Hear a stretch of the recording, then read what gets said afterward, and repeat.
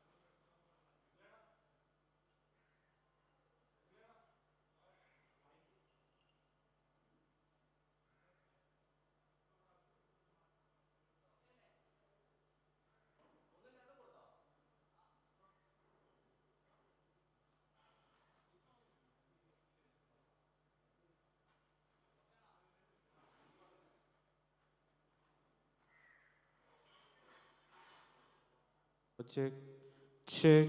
Hello. Namashivaya. Check. 1, 2. Hello. Check. Hello, hello.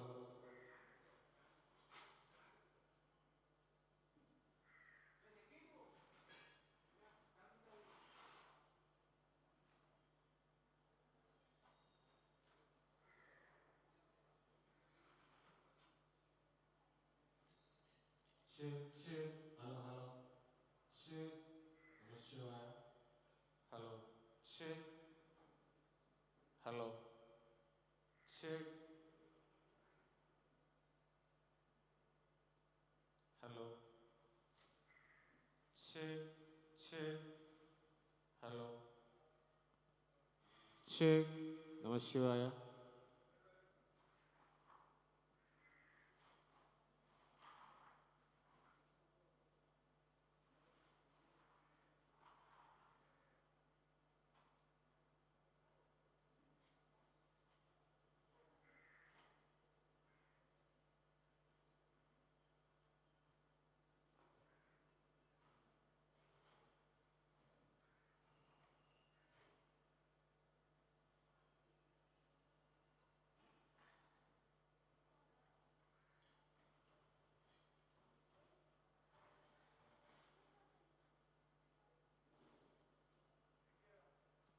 Check.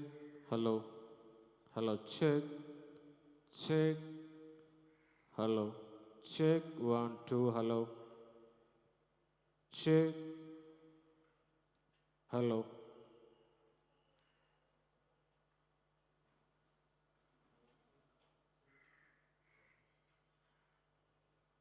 Check. Hello. Check. Hello. Hello. Check. Namashivaya. Check. 1, 2. Hello. Check. Hello. Check.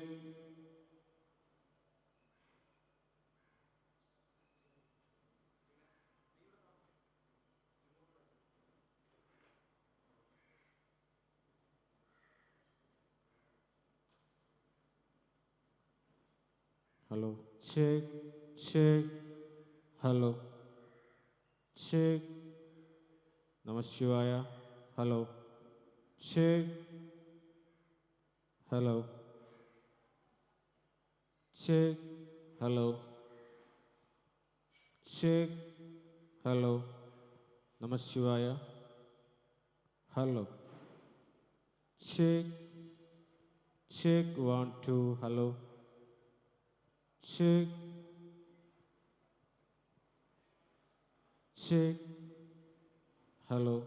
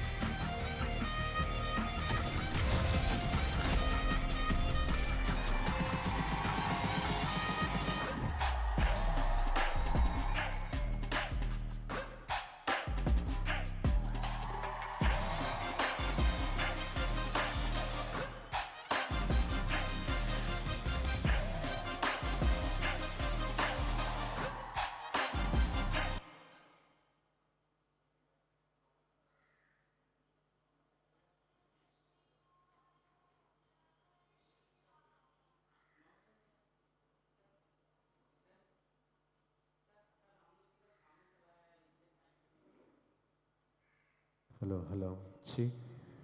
Hello. Check, check. Hello, hello. Check. Hello.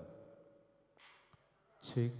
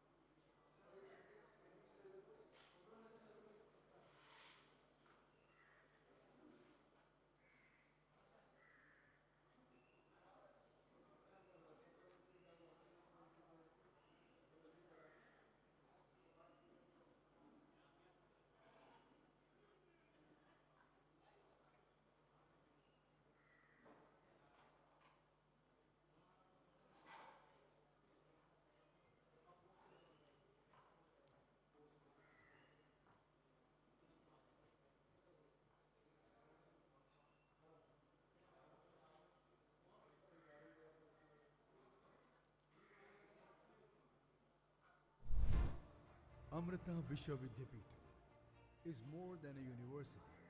It's a transformative journey where values and world-class learning converge.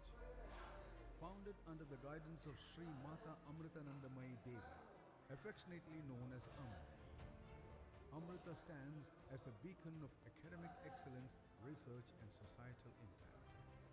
Recognized as one of the top institutions in India, check, Amrita is ranked 8th in India by NIRF Rankings 2025, accredited with NAC A++ and granted Category 1 autonomy by the UGC. Our excellence is acknowledged globally. Number 1 in India, Times Higher Education Impact Rankings 2025. Number 1 private university in India, Times Higher Education World University Rankings 2020. Number 1 in India for international faculty, QS World University Ranking. With 10 campuses across India, Amrita brings together over 30,000 students, 2,000 plus faculty members and 800 plus PhD holders, offering 300 plus programs across 19 constituent schools. Amrita's placement outcomes speak for themselves. In 2025, we achieved a 92% placement rate with the highest CTC, reaching Rs 80.49 lakhs. Through communication training, problem solving and real-world readiness, our students earned us with 300 plus active collaborations with top-ranked universities.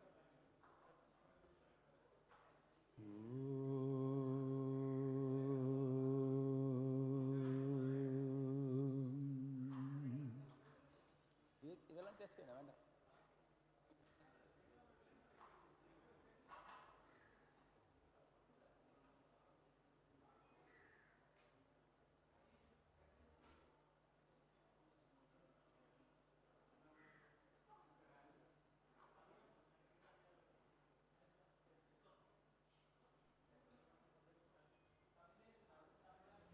Become is a call to transform.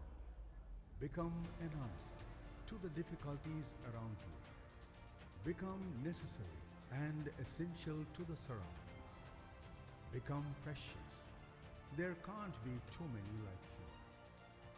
Become wanted, who the world needs. Become unstoppable, unafraid, unbeaten. Become better than you were yesterday. There is a time to become. It's now. And there's a place that lets you become. It's here. Amrita Vishwavidyapitham. Come, become.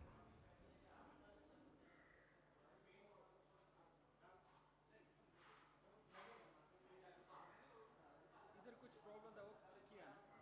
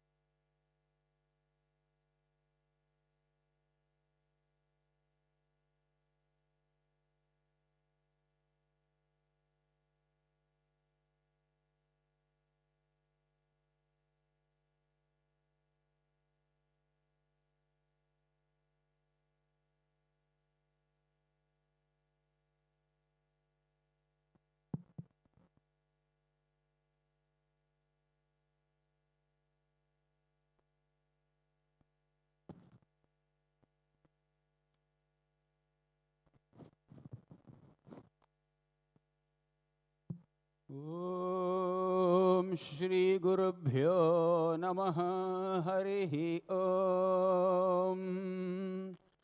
Om Gananantva Ganapatigum Havamahe Kavim Kavinamupamashravastamam Jyeshtarajam Brahmanam Brahmanaspata Anashrinvannutibhisida Sadanam. Om Shri Mahaganapataye Namaha. Om Shanno Mitrasham Varunaha Shanno Bhavatvaryama Shanna Indro Brihaspatihi Shanno Vishnurukramaha Namo Brahmane Namaste Vayo Tvameva Pratyaksham Brahmasi Tvameva Pratyaksham Brahma Vadishyami Ritam Vadishyami Satyam Vadishyami Tanmamavatu Tadvaktaram Avatu Avatu Mam Avatu Vaktaram. Om Shanti Shanti Shanti. Om Shanno Mitrasham Varunaha Shanno Bhavatvaryama Shanna Indro Brihaspatihi Shanno Vishnurukramaha. Namo Brahmane Namaste Vayo Tvameva Pratyaksham Brahmasi Tvameva Pratyaksham Brahmavadisham Rutamavadisham Satyamavadisham Tanmamavit Tadvaktaramavit Avinmam Avid Vaktaram. Om Shanti Shanti Shanti. Om Sahana Vavatu Sahanau Bhunaktu Sahaviryankaravavahai Tejasvinavadhitamastu ma vidvishavahai. Om Shanti Shanti Shanti. Om Bhadram Karnebhi Shrunuyama Devaha Bhadram Pashyemakshabhiryajatraha Sthirairangaye Stuštuvagumsastanubhi Vyashema Devahitam Yadayuhu Swasti na Indra Vruddhashravaha Swasti na Pusha Vishvavedaha Swasti nastarkshyo arishtanemihi Swasti no Brihaspati'r dadhatu. Om Shanti Shanti Shanti. Om Shri Gurubhyo Namaha Harihi Om.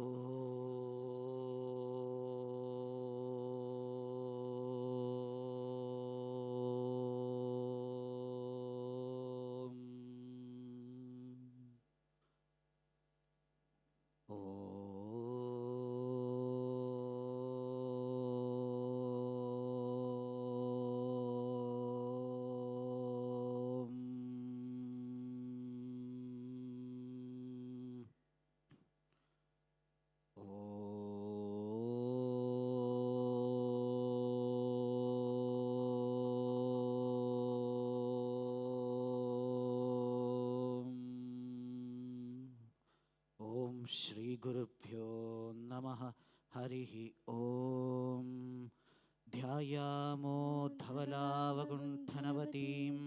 तेजोमयीं नैष्टिकीं स्निग्धापाङ्घविलोकिनीं भगवतीं मन्दस्मितश्रीमुखीं वात्सल्याम् अमृतवर्षिणीं सुमधुरं सङ्कीर्तनालापिनीं श्यामाङ्गीं मधुसिग्धसूक्तिम् अमृतानन्दात्मिकाम् ईश्वरीम्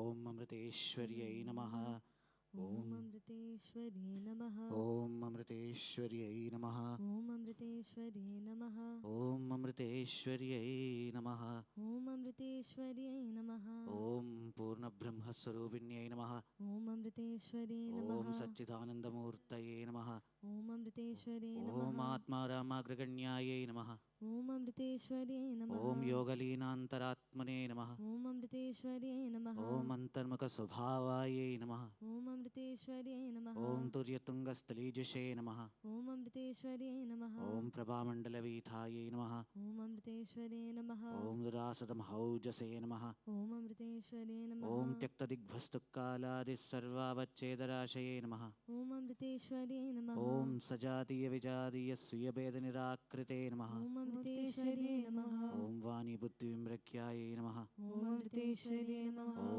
शश्वतव्यक्तवर्त्मने नमः ॐ अमृतेश्वर्यै ॐ नमः नामरूपादिशून्यायै नमः ॐ अमृतेश्वर्यै ॐ नमः शून्यकल्पविभूतये नमः ॐ अमृतेश्वर्यै ॐ नमः षडैश्वर्यसमुद्रायै नमः ॐ अमृतेश्वर्यै ॐ नमः दूरीकृतषडुर्मय्ये नमः ॐ अमृतेश्वर्यै नमः ॐ नित्यप्रबुद्धसंशुद्धनिर्मुक्तात्मप्रभामुचे नमः ॐ अमृतेश्वर्यै ॐ नमः कारुण्याकुलचित्तायै नमः ॐ अमृतेश्वर्यै ॐ नमः त्यक्तयोगसुषुप्तये नमः ॐ अमृतेश्वर्यै ॐ नमः केरलक्ष्मावतीर्णायै नमः ॐ अमृतेश्वर्यै ॐ नमः मानसस्त्रिवपुर्प्रथे नमः ॐ अमृतेश्वर्यै ॐ नमः धर्मिष्ठस्सुगुणानन्ददमयन्ति स्वयंभुवे नमः ॐ अमृतेश्वर्यै ॐ नमः मातापितृचिराच्चीर्णपुण्यपूरफलात्मने नमः ॐ अमृतेश्वर्यै ॐ नमः निशब्दजननी गर्भनिर्गमात्पुतकर्मणे नमः ॐ अमृतेश्वर्यै नमः ॐ काली श्रीकृष्णसङ्काशकोमलश्यामलद्विषे नमः ॐ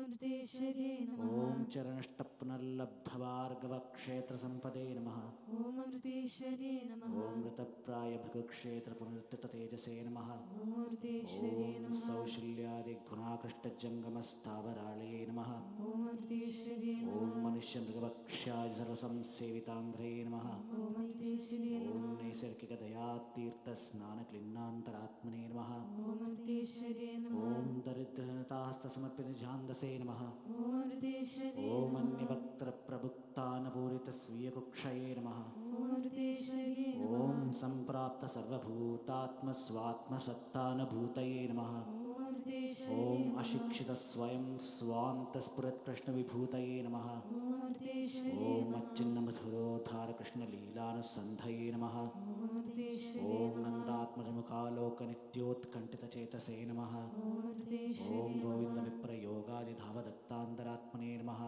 अमृतेश्वर्यै ॐ नमः वियोगशोकसम्मूर्च्छामुहुः पतितवर्ष्मणे नमः ॐ अमृतेश्वर्यै ॐ नमः सारमेयादभिहितशुश्रूषालब्धबुद्धये नमः ॐ अमृतेश्वर्यै ॐ नमः प्रेमक्तिबलाकृष्टप्रादुर्भावितश्राङ्गिणे नमः ॐ अमृतेश्वर्यै ॐ नमः कृष्णाल्लोकमहाल्लादधुश्चशोकान्तरात्मने नमः ॐ अमृतेश्वर्यै ॐ नमः काञ्चीचन्द्रकमञ्जीरवंशीशोभिसुबुदृशे नमः ॐ अमृतेश्वर्यै ॐ नमः सार्वत्रिकऋषिकेशसान्निध्यहरीस्पृशे नमः ॐ अमृतेश्वर्यै ॐ नमः सुस्मेरतन्मुखालोकविस्मेरोत्फुल्लदृष्टये नमः ॐ अमृतेश्वर्यै ॐ नमः तत्कान्तियमुनास्पर्शहृष्टरोमाङ्गयष्टये नमः ॐ अमृतेश्वर्यै ॐ नमः अप्रतीक्षितसम्प्राप्तदेवीरूपोपलब्धये नमः ॐ अमृतेश्वर्यै ॐ नमः पानिपद्मस्वत्तीना शोभमानाम्बिकादृशे नमः ॐ अमृतेश्वर्यै ॐ नमः देवी सद्यः स्थिरोदानतापवितचेतसे नमः ॐ अमृतेश्वर्यै ॐ नमः दीनरोधनिर्घोषदीर्णधिक्कर्णवर्त्मने नमः ॐ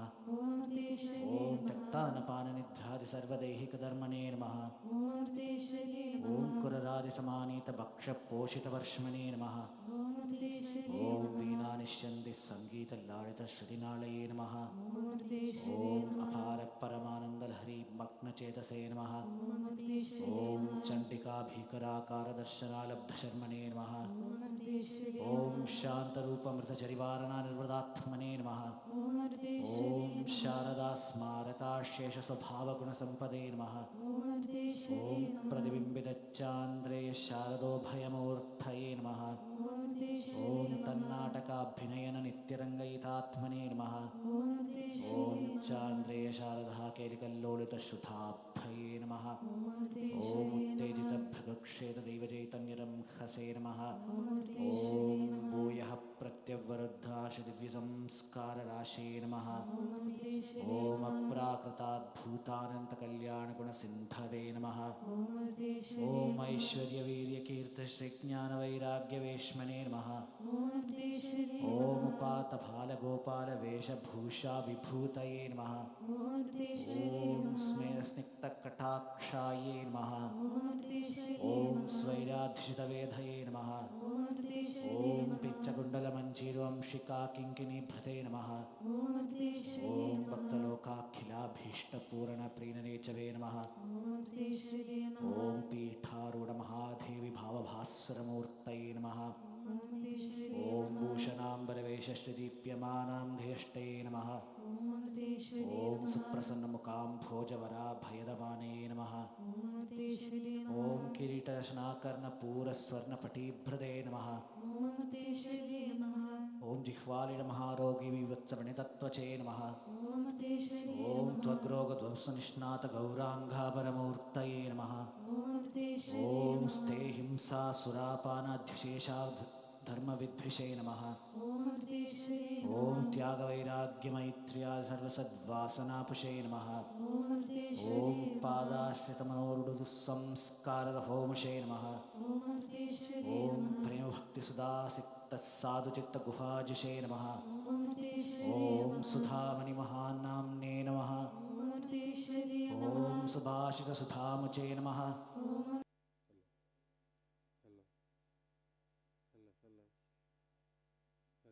Hello. Hello. Hello. Check. Hello. Hello. Hello. Kora. Kora. Hello. Hello. Hello. Check. Hello.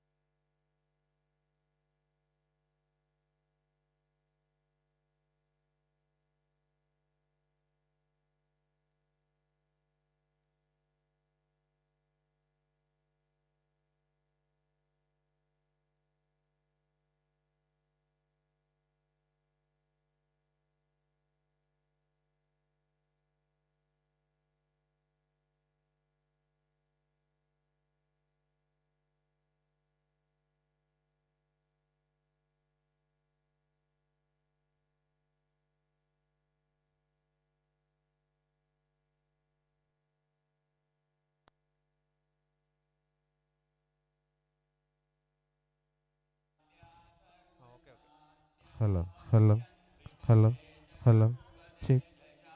Hello, hello, hello.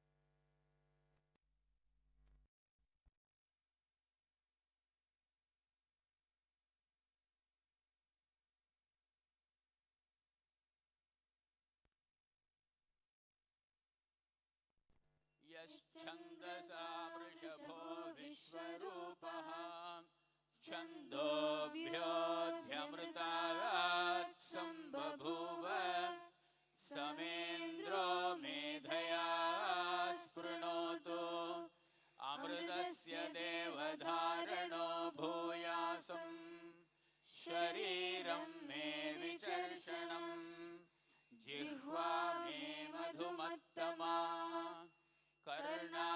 कर्णाभ्यां भूरिविश्रुवम् ब्रह्मणः कोशोऽसि मेधया पिहितः श्रुतं मे गोपाय ॐ शान्ति शान्ति शान्तिः ॐ मेधा देवी जुषमाणा न आगात् विश्वाची भद्रा सुमनस्यमाना त्वया जुष्टानुदमाना दुरुक्ताः बृहद्वदेम विदधे सुवीराः त्वया जुष्टऋषिर्भवति देवि त्वया ब्रह्मा गतश्रीरुतत्वया त्वया जुष्टश्चित्रं विन्दते वसुसानो जुषस्वद्रविणो न मेधे मेधां म इन्द्रो ददातु मेधां देवी सरस्वती मेधां मे अश्विना उभावा धत्तां पुष्करस्रजा अप्सरासु चया मेधा गन्धर्वेषु चयन्मनः दैवी मेधा सरस्वती सामा मेधासुरभिर्जुषताग स्वाहा आमां मेधासुरभिर्विश्वरूपा हिरण्यवर्णा जगति जगम्या ऊर्जस्वती पयसा पिन्वमाना सामा मेधा सुप्रतीकाजुषन्ताम् मयि मेधां मयि प्रजां मयि अग्निस्तेजो दधातु मयि मेधां मयि प्रजां मयि इन्द्र इन्द्रियं दधातु मयि मेधां मयि प्रजां मयि सूर्यो राजो दधातु ॐ हंस हंसाय विद्महे परमहंसाय धीमहि तन्नो हंसः प्रचोदयात् ॐ शान्ति शान्ति शान्तिः. Next we'll chant what is known as the Shraddha Suktam. This is from the Rig Veda. So Shraddha has no equivalent in English. It's a combination of awareness, attentiveness, faith, discipline, and so many other factors. So this Suktam is praying that we have Shraddha. May we have Shraddha all the time. That's the prayer.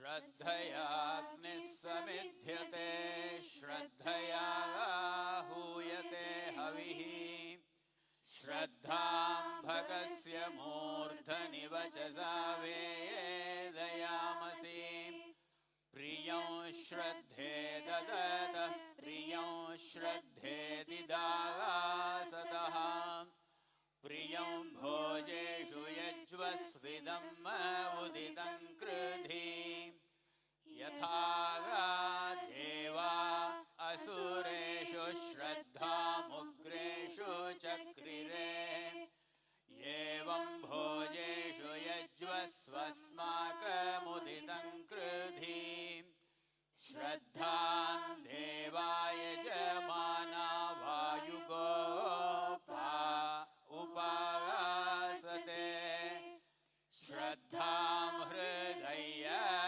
अयाकूत्या श्रद्धया विन्दते वसु श्रद्धां प्रातर्हवामहे श्रद्धां मध्यं दिनं परि श्रद्धां सूर्यस्य निमृचे श्रद्धे श्रद्धापयेहनः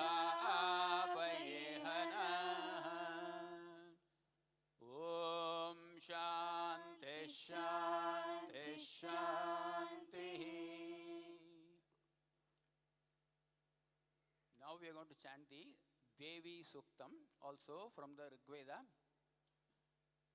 The greatness of this Devi Suktam is that, as you might know, the Vedic hymns are not attributed to an author. They are supposed to be the revelations of the saints and sages when they are in a deep meditative state. So this is actually a revelation of a lady saint called Vagambrini. So she proclaims her identity with the entire cosmos, the entire universe. We have a living saint with us, Mata Amritanandamayi Devi. So if you get a chance, you can see Amma, that is her name, we call her Amma affectionately, proclaiming this identity with the whole universe in every one of her actions. So let us now hear this Suktam, Devi Suktam.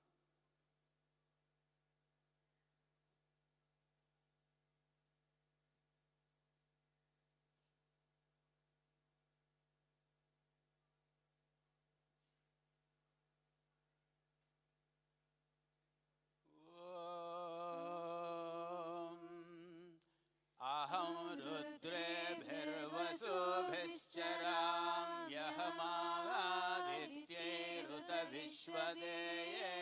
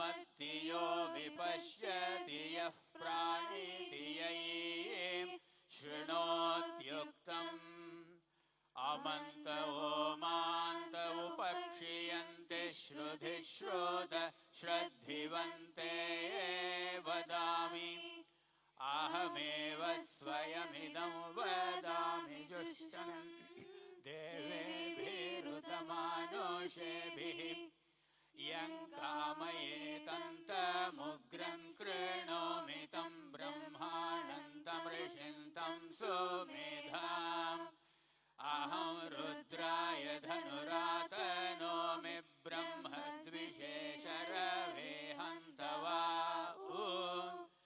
अहं जनाय समदं कृणोम्यहं द्यावा पृथिवी आविवेश अहं सुवे पितरमस्य मूर्धन्मम योनिरप्स्व अन्तः समुद्रे ततो वितिष्ठे भुवनानुविश्वोतामोन्द्यां वर्ष्मणोपस्पृशामि अहमेव वात इव प्रवाहाम्यारभमाना भुवनानि विश्वा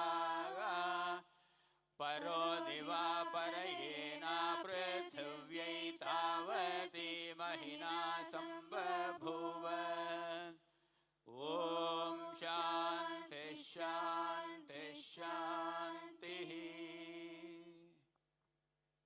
We'll chant the Durga Suktam, hymn praising Goddess Durga, being visualized as Agni, the fire, the most important element in our life.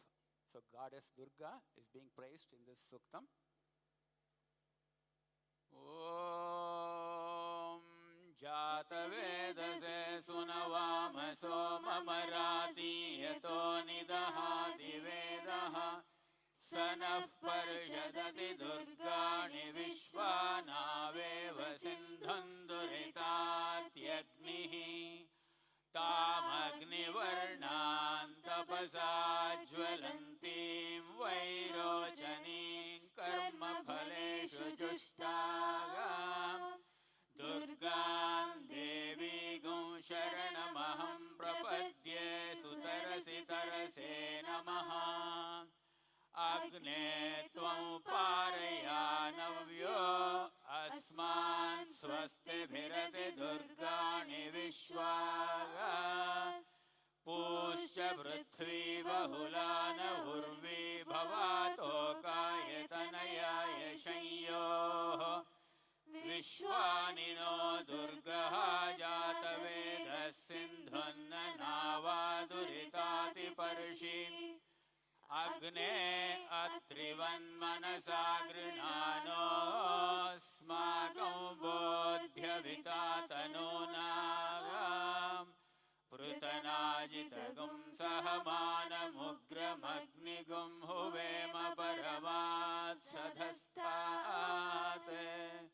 स नः पर्षदति दुर्गाणि विश्वाक्षामद्देवो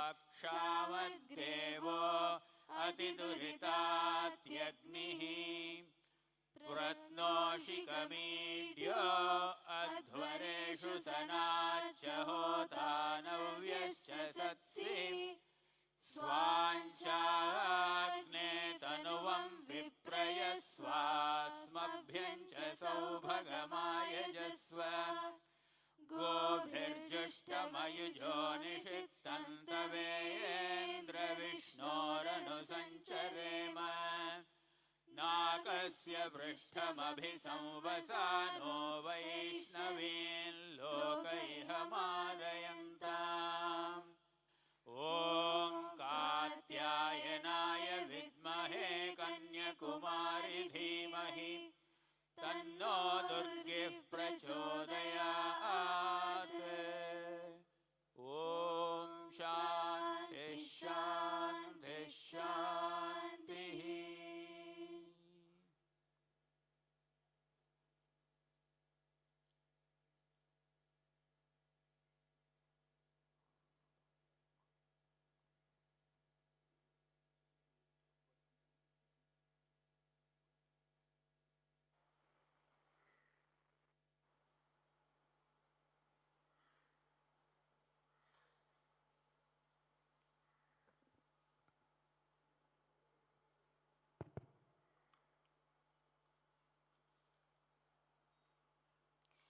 Om Amriteshwaraya Nama. My humble pranams at the lotus feet of our beloved Amma. A very warm good morning to all who have gathered here. Every journey begins with seeking divine blessings in keeping with the timeless traditions of Bharatiya culture. We commence this special day with Ganapati Homam and Saraswati Puja to evoke the blessings of Lord Ganesha, the supreme leader and remover of obstacles, and the goddess Saraswati, the embodiment of knowledge, wisdom, and creativity. May the divine grace guide us towards success, learning, and new beginnings. May the sacred ritual bless every student with clarity of thought, humility, perseverance, and success in the years ahead. To help us understand the deeper significance of prayer and the spiritual foundation of education at Amrita, we are privileged to invite Brahmachari, Dr. Achyuta Amrita Chaitanya, Principal of School of Spiritual and Cultural Studies with over 20 years of teaching experience. He earned his PhD in 1996 from the prestigious Cochin University, has delivered spiritual talks in numerous temples across Kerala and at various centers of Mata Amritanandamayi Math, and served as an associate professor in the Department of Cultural Education at Amrita Vishwavidyapeetham, Amritapuri campus. Currently, he is serving as the principal of Amrita School of Spiritual and Cultural Studies at Amritapuri campus. A revered monk of the Mata Amritanandamayi Math, Swamiji is known for his profound understanding of the Vedantic philosophy and his ability to relate timeless spiritual wisdom to contemporary life. We warmly welcome Brahmachari Dr. Achyuta Amrita Chaitanya.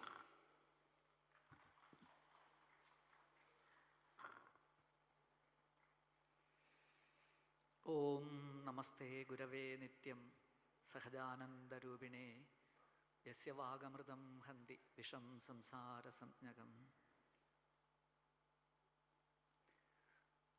I humbly bow down at Amma's lotus feet. My salutations to all the faculties, staff, and the stars of the day, the freshers, the newcomers who are being admitted to the first year UG programs. So I take this opportunity, first of all, to welcome you, as well as I would like to congratulate your parents for having sent your wards to this prestigious institution, Amrita Vishwavidyapeetham, especially the Amritapuri campus, which is in the vicinity of Amma, our beloved master. She is the chancellor of our university. In the ancient terminology, the chancellor is called the Kulapati. So they had universities like University of Sandipani Maharshi, then Vasishtha, then Agastya. Many great rishis had their own universities, and they were the chancellors, and they were called Kulapatis. So you are all here in the great Kulapati's care, under her care.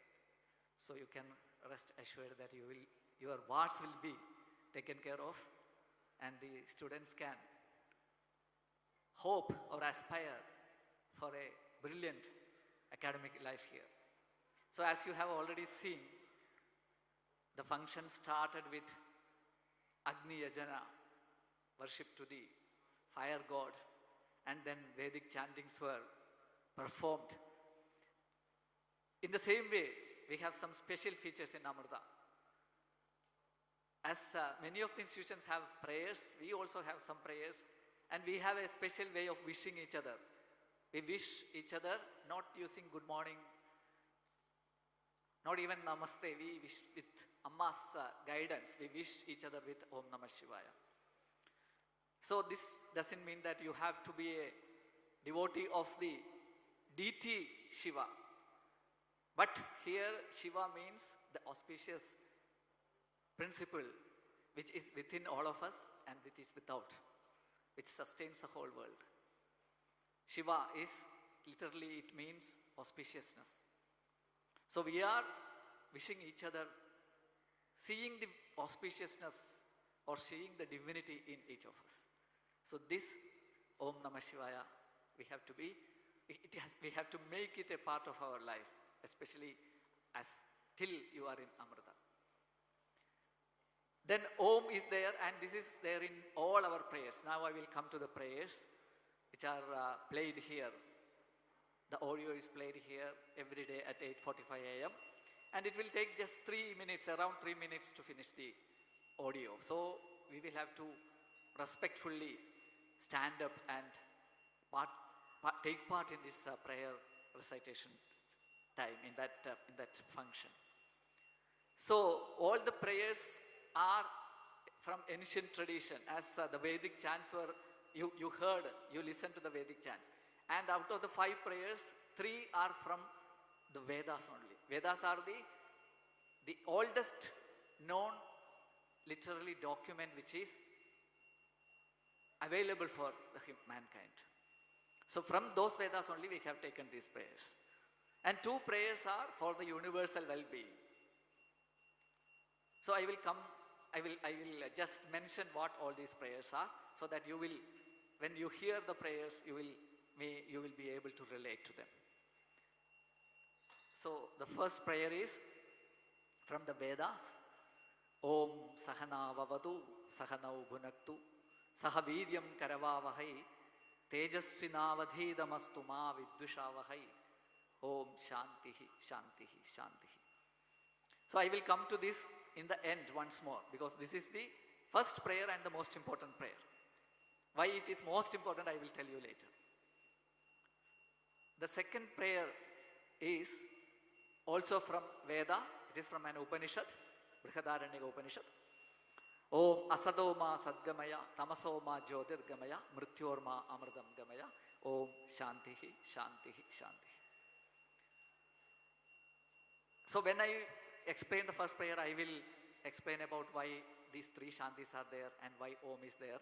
But the meaning of this prayer, this second prayer is Asadoma Sadgamaya. Let I be taken from, led from Asat, unreality, to reality, Sat. Asadoma Sadgamaya. Tamasoma Jyotirgamaya. Let me be led from Tamas, darkness, to Jyoti, light. Then Mrityorma Amridam Gamaya. Let me be taken from death to immortality. So all the first categories represent ignorance, Asat, Tamas and death, Mrityu. Then the second category to which I am, the divine is sought after, asked for me to be led to, is Sat, Jyoti and Amritam, which represents knowledge. This is the second prayer. And the third prayer is a universal prayer. It is not from Vedas, but it is a part of Vedic literature. It is Om Sarvesham Swastir Bhavadu. Let all be peaceful. Let all be placed well. Sarvesham Shantir Bhavadu. Let all attain peace. Sarvesham Purnam Bhavadu. Let all attain perfection. Sarvesham Mangalam Bhavadu. Let all attain auspiciousness.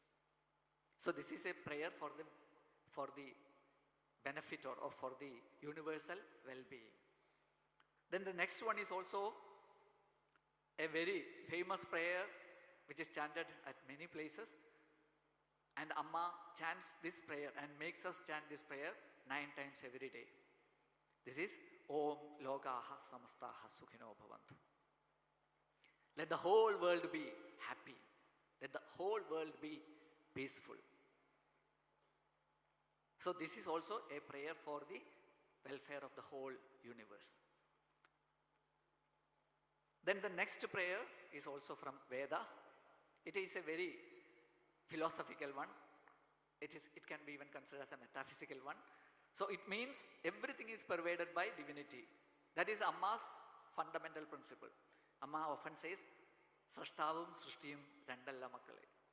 Srashtavu thaneyanu Srishtiyaayirikkunathu. So this prayer conveys that message. Om Purnamadaha Purnamidam. Adaha means that creator is Purnam, perfect, complete. Idam Purnam. this also, this universe, we all who belongs to this universe are Purna, complete, perfect. Purnat Purna Mudachyate. From that Purna, the creating principle, the divinity, this Purna, this universe is created.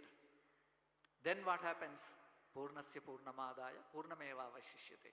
Even if the creator becomes the creation, the creator doesn't have any defect, deficit.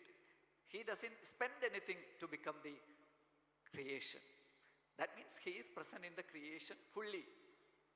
So only thing is we have to recognize it. This is a little metaphysical, mystical prayer. Anyway, we must keep this also in our mind, which if we reflect on it, it will reveal a lot of ideas, and it will enrich our lives.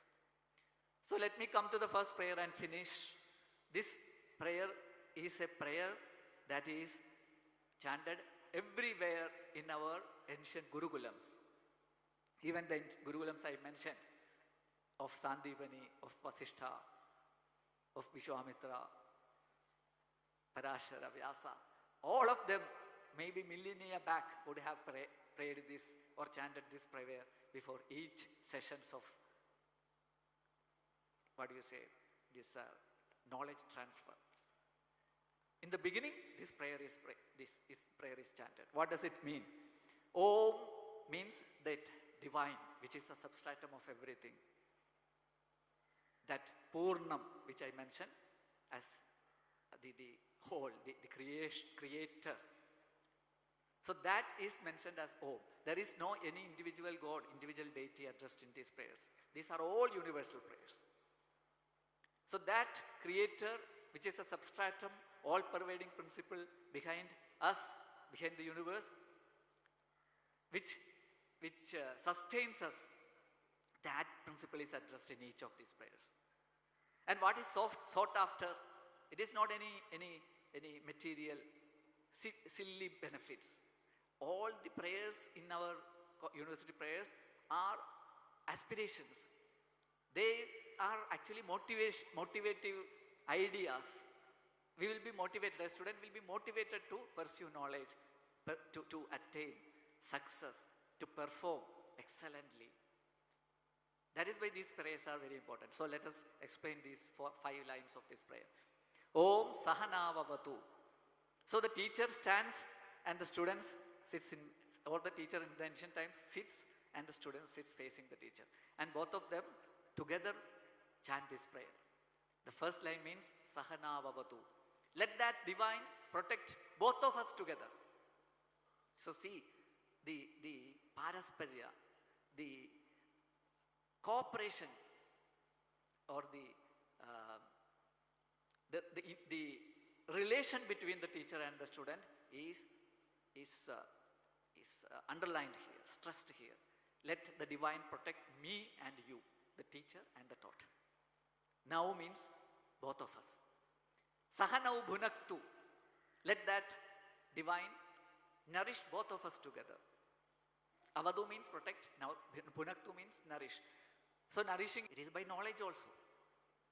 So we ask the divine to protect both of us, the teacher and the student. So this coherence should be there. This unity of the teacher and student should be there. They should become a single unit so that the process of learning and teaching can take place. So that is the relevance or importance of these prayers. Then Saha Vidyam Karavavahai. Vidyam means heroic acts. We hear of Veeras, heroes. So we are all supposed to accomplish heroic achievements. Who? The teacher and the student. Together they should attain heroic heights.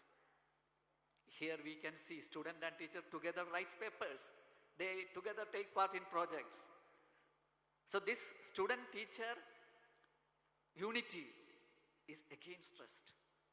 Student is not different from the teacher. Teacher is not different from the student. They are together.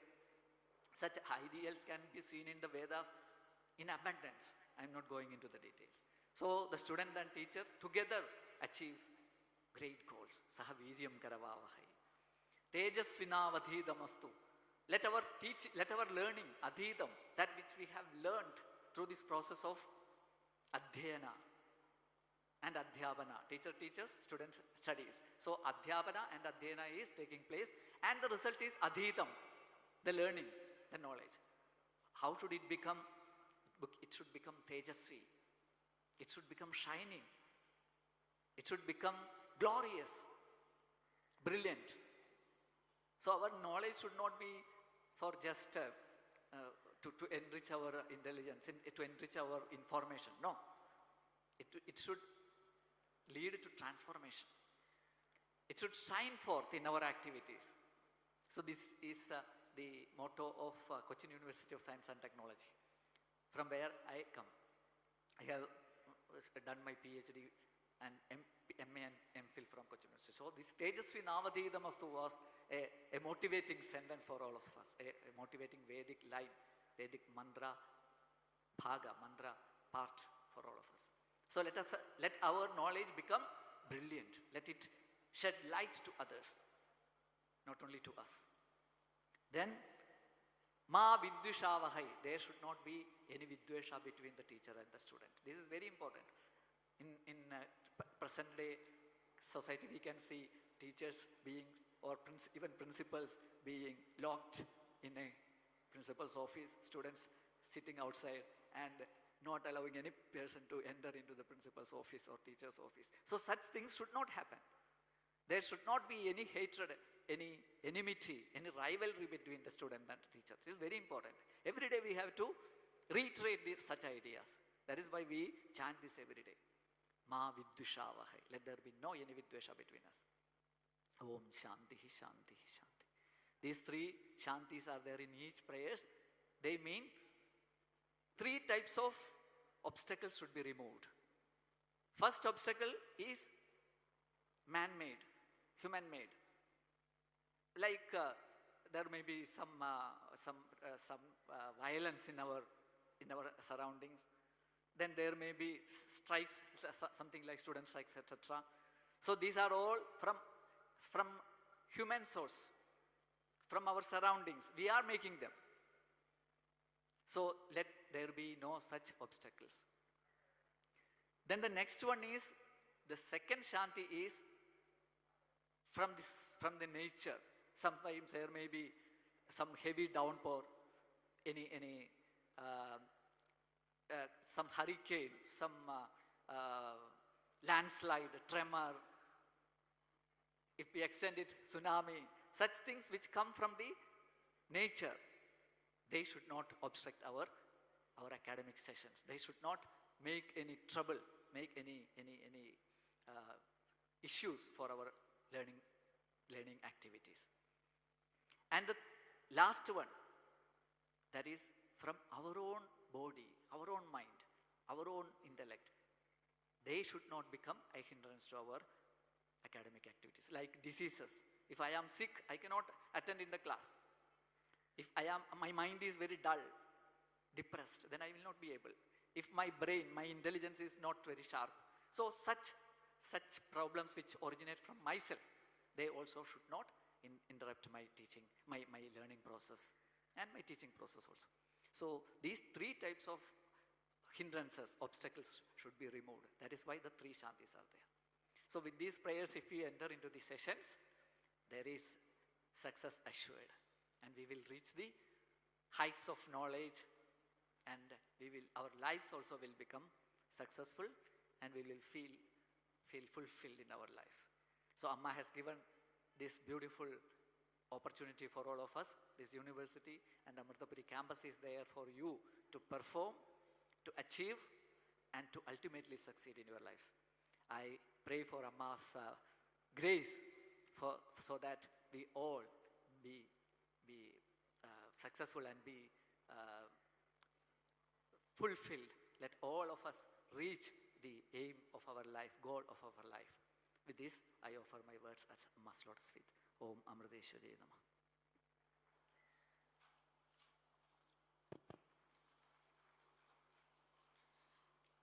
Thank you, Brahmachari Dr. Amritapuri for your insightful words and heartfelt blessings. We request everyone to be kindly seated as we will start the official ceremony in a few minutes. Once again, a very warm good morning to one and all present here. Before we proceed with the sessions, we would like to make an important announcement regarding document verification. Please note that the document verification session is scheduled for 1 p.m. Kindly ensure that you are present on time with all the required documents for the verification process. The venue for document verification is as follows. BCom and BSW candidates should report to Amritapuri Hall. Physics, Chemistry and Mathematics candidates should report to Acharya Hall. Both the halls are situated within the main building adjacent to this venue. And document verification for School of Biotechnology will be conducted on a later date. However, if the students and parents have any queries, you can approach the admin office in the biotech building. Please note that the document verification will be conducted based on the token numbers issued to you. The tokens will be called in numerical order. We kindly request you to be present when your token number is announced.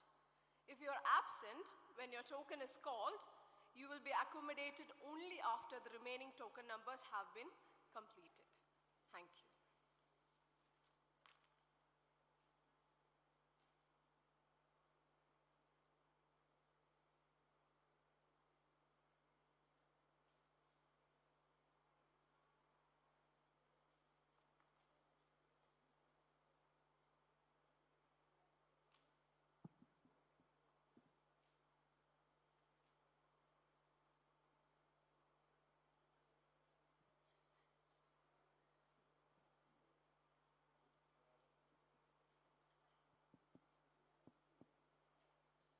So we'll continue with the chanting of the Vedic hymns.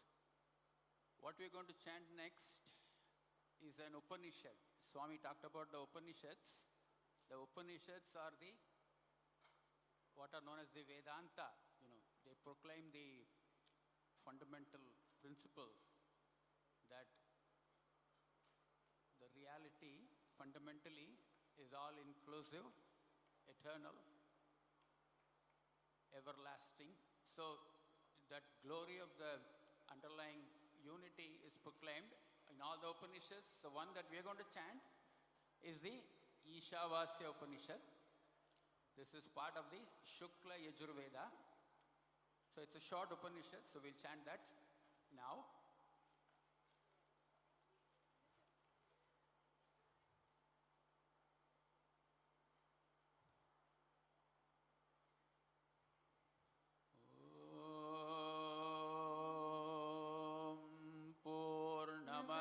Purnamidam Purnat Purnamudachyate Purnasya Purnamadaya Purnamevavashishyate Om Shanti Shanti Shanti Om Ishavasya Midagga Sarvam Yatkincha Jagatyan Jagat Tena Tyaktena Bhunjithamagridhah Kasya Svidhanam Kurvanneveha Karmani Jijivishet Samaha Evam Tvayinanyatheto Sthina Karma Lipyate Nare Asuryanamate Loka Andhena Tamasavritaha Takste Pretyabhigachanti Yeke Chagatmahano Janaha Ane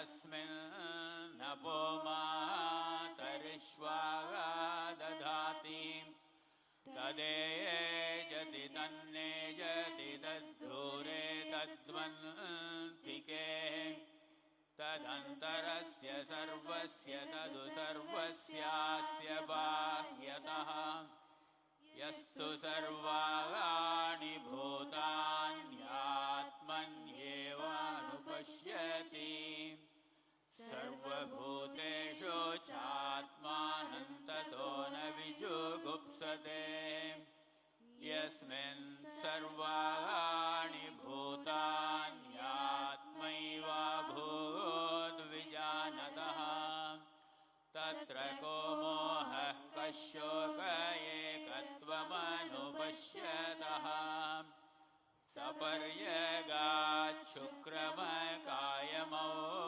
व्रणमस्नाभिरग्शुद्धमपापविद्धम् कविर्मनीषी परिभो स्वयंभूर्याथा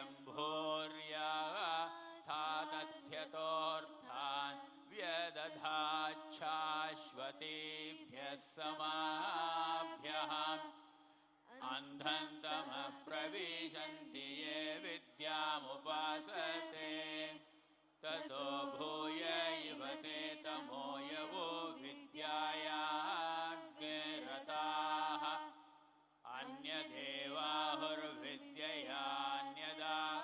अन्यदेवाहुर्विद्ययान्यदाहुरविद्यया इति शुश्रुमधीराणायेन सद्विचचक्षिरे विद्याञ्च विद्याञ्च यस्तद्वेदो भयज्ञसः अविद्यया मृत्युं तीर्त्वा विद्ययामृतमश्नुते अन्धन्तमः प्रविशन्ति ये सम्भूतिमुपासते ततो भूय इव ते तमो यवु सम्भूत्याग्रताः अन्यदेवाहुः सम्भवादन्यदाहुरसम्भवात् इति शुश्रुमधीराणायेन तद्विचचक्षिरे सम्भूतिं च विनाशं च यस्तद्वेदो भयज्ञसः विनाशेन मृत्युं तीर्त्वा सम्भूत्यामृतमश्नुते हिरण्मयेन पात्रेण सत्यस्यापि हितं मुखम् तत्त्वं पूषन्नपावृणु सत्यधर्माय दृष्टये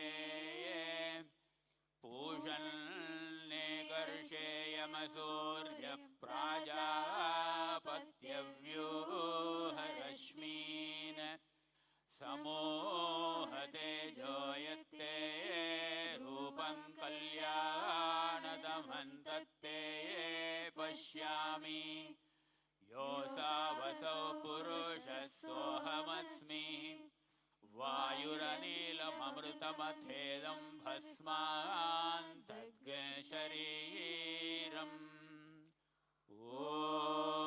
ॐ क्रतो स्मर कृतज्ञ स्मर क्रतो स्मर कृतज्ञ स्मर अग्नेनय सुपथाराये अस्मान् विश्वानि देववयुनानि विद्वान् युयोध्यस्मज्जुहुराणमेनो भूयिष्ठान्ते नमः भुक्तिं विधेम ॐ पूर्णमदः पूर्णमिदं पूर्णात् पूर्णमुदच्यते पूर्णस्य पूर्णमादाय पूर्णमेवावशिष्यते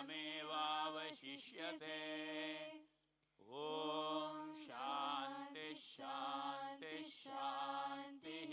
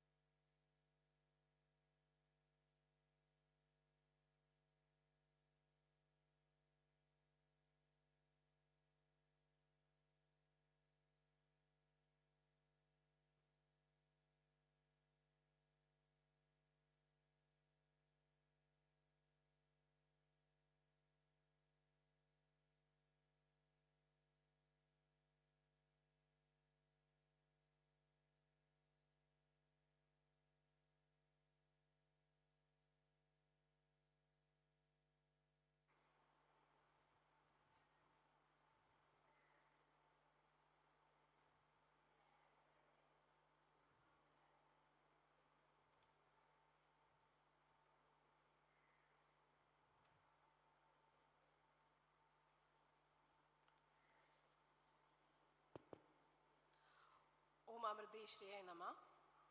My humble pranams at the lotus feet of our beloved Amma. A very warm good morning to all who have gathered here. On behalf of Amrita Vishwa Vidyapeetham, Amritapuri campus, it gives us immense pleasure to welcome you all to Swagatham 2026. The induction ceremony for the new batch of students at the School of Arts, Humanities and Commerce, Biotechnology, Physical Sciences, and Social and Behavioral Sciences. As we begin the formal inauguration of today's ceremony, we invite our esteemed dignitaries onto the dais to please come take your seats. Swami Shivamridanandapuri, Dr. Balagopal Chandrasekhar, Dr. Bibin Nair, Dr. Geeta Kumar, Dr. Bhavani Rao, and Dr. Diana Das. Today's ceremony begins with the traditional lighting of the lamp, symbolizing the triumph of knowledge over ignorance and wisdom over darkness. The lamp represents the eternal light that guides humanity towards truth and excellence. At Amrita, this light signifies the harmonious integration of scientific inquiry with spiritual wisdom. May I now request everyone to kindly rise for the ceremonial lighting of the lamp and remain standing for the prayer that follows.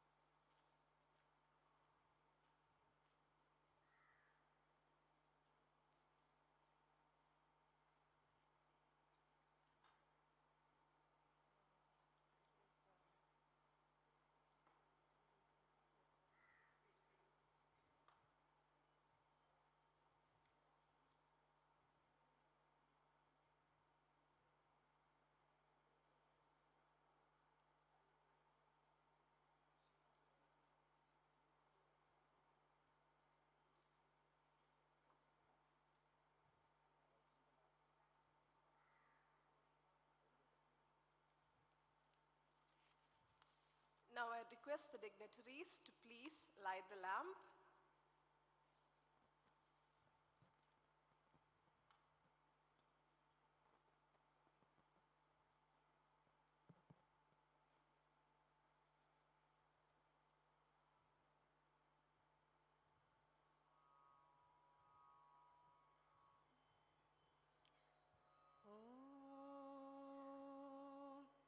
Amriteshwari Namah. Om Amriteshwari Namah. Om Amriteshwari Namah. Om Amriteshwari Namah. Amriteshwari Namah. Om Amriteshwari Namah. Om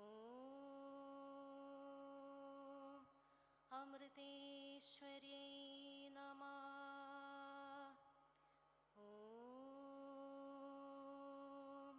Om Amriteshwari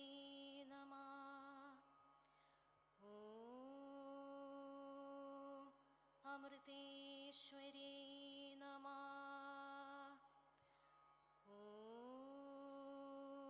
Om Amriteshwari Namah.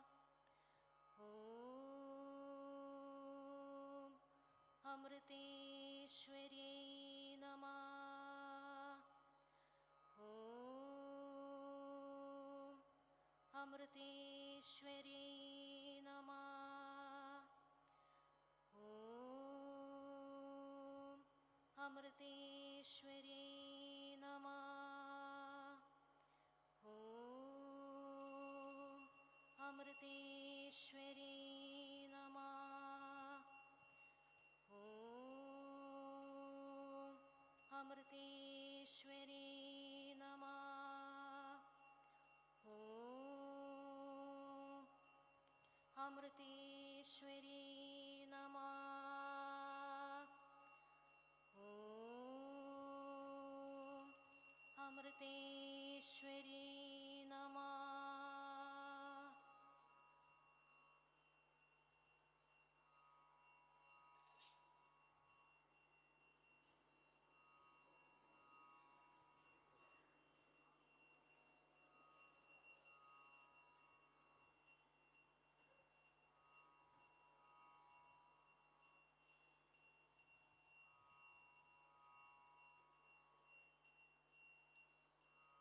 Please raise for the prayer.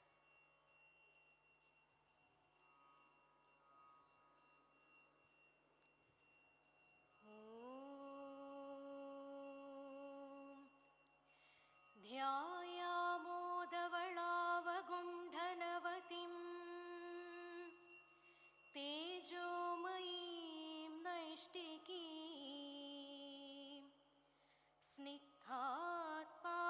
स्निग्धात्माङ्गविलोकिनीं भगवतीं मन्दस्मितश्रीमुखीं वात्सल्यामृतवर्षिणीं सुमधुरं सङ्कीर्तनालापनीं श्यामाङ्गीं मधुसिक्तसूक्तिम् अमृतानन्दात्मिकाम् ईश्वरीम् ॐ अमृतेश्वरी नमः ॐ अमृतेश्वरी नमः ॐ अमृतेश्वरी नमः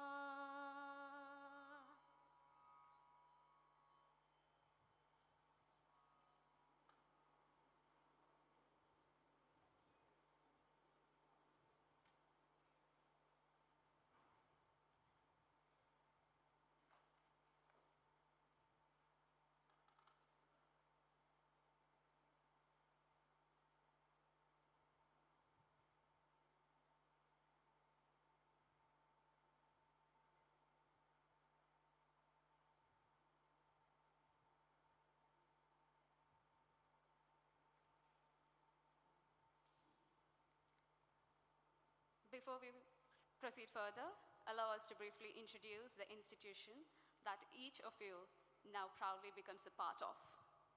Founded by our Chancellor, Srimada Amritanandamayi Devi, Amma, Amrita Vishwavidyapitham is one of India's premier multidisciplinary universities, offering world-class education across diverse disciplines.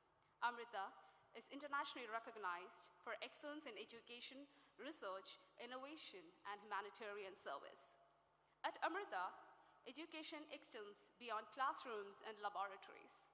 It nurtures compassionate leaders, ethical professionals, and responsible global citizens inspired by Amma's vision of selfless service. To officially welcome all our students and parents, it's our privilege to invite Dr. Bipin Nair, Registrar of Amrita Vishwavidyapitham and Dean of Life Science, a distinguished academician and researcher. Dr. Bipin Nair has been instrumental in building the School of Biotechnology into one of India's leading centers for education and research. His visionary leadership continues to strengthen Amrita's commitment to innovation, interdisciplinary research, and academic excellence. May I now invite Dr. Bipin Nair to deliver the welcome address.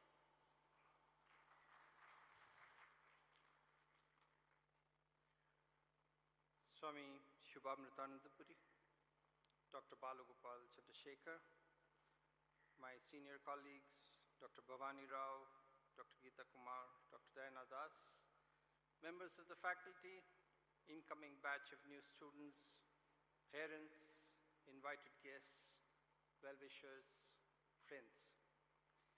Namah Shivaya, Namaskaram, good morning, welcome. Welcome to Amrita Vishwavidyapitham. Welcome to Swagatham 2026. So what a wonderful sight this is. 400 of the brightest minds from all across the country. Representation from over 20 states across India. West Bengal, Uttar Pradesh, Rajasthan, Maharashtra, Gujarat, Odisha, Kerala, Karnataka, to name a few. All of you, everyone bright and happy. All of you all ready to be a part of the Amrita family and set out in pursuit of the career of your choice: physics, chemistry, mathematics, social sciences, microbiology, bioinformatics, biotechnology. All of you are ready to be a part of this dynamic university. A university that was founded by Amma, Mata Amritandamayi Devi, who is also the chancellor of this university. A university which, in the short span of 23 years as a deemed university, has garnered recognition and accolades and established itself among the premier institutions in the country. A university that has been ranked among the top 10 universities in the country for several years in succession, but more importantly, ranked among the top 50 in the world by the London-based Times Higher Education Impact Rankings in their evaluation of over 2,000 universities from 130 countries across the world. A university that is poised to contribute to the national and global development as a powerful knowledge economy that India is slated to become. That is the recognition, that is the reputation, that is the glory of the university that all of you are being inducted into today. So, welcome everyone. On this occasion, it's a real pleasure and proud privilege to have with us today Swami Shubhamritanandapuri, a senior disciple of our Chancellor Amma, and Swamiji has been serving closely as Amma's personal translator for over 30 years. He has played an integral role in conveying Amma's message of universal love and selfless service to global audiences. And as a core mentor and one of the founders of our youth, the youth wing of the Mata Amritandamayi Math, Swamiji regularly travels across Europe, UK, and globally. He's widely recognized for his inspiring spiritual discourses, practical wisdom, guided meditation, and a very warm welcome to you, Swamiji.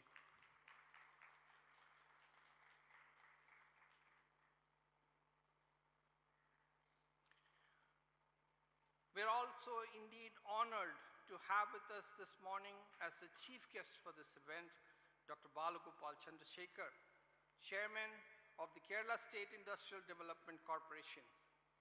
In spite of his extremely busy schedule, he readily agreed to join us for this event today. A very warm welcome to you, sir.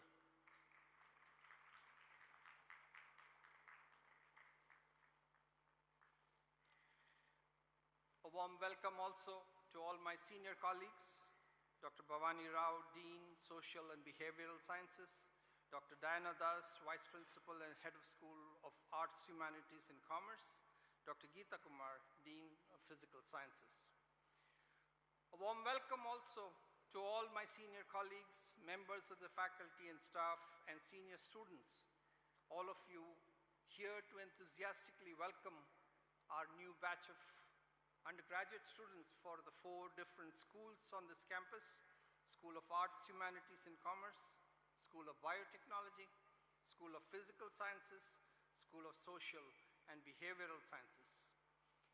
Most importantly, a warm and hearty welcome to the stars of the show today, the incoming batch of new students to the first year of the undergraduate programs in the 4 schools of Amrita University on this campus. So as we say, well begun is half done. You, all of you, have taken the first step to the start of an illustrious career.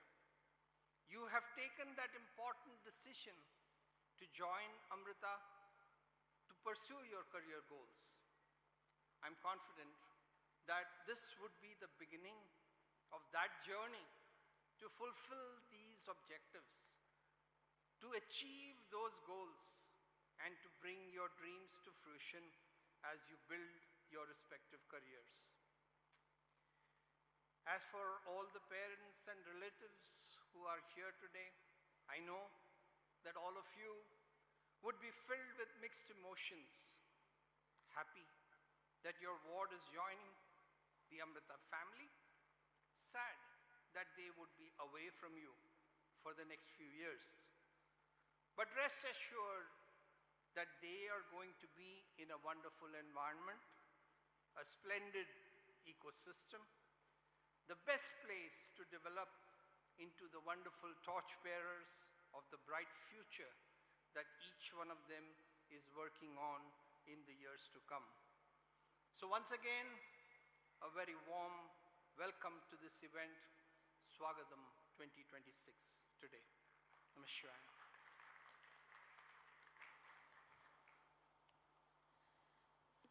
Thank you very much, sir, for your inspiring words and your warm welcome.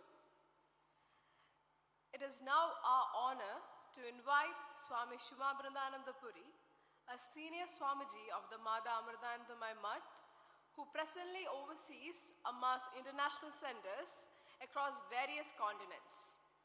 Swamiji has dedicated his life to spreading Amma's message of universal love, compassion, selfless service, and spiritual awakening.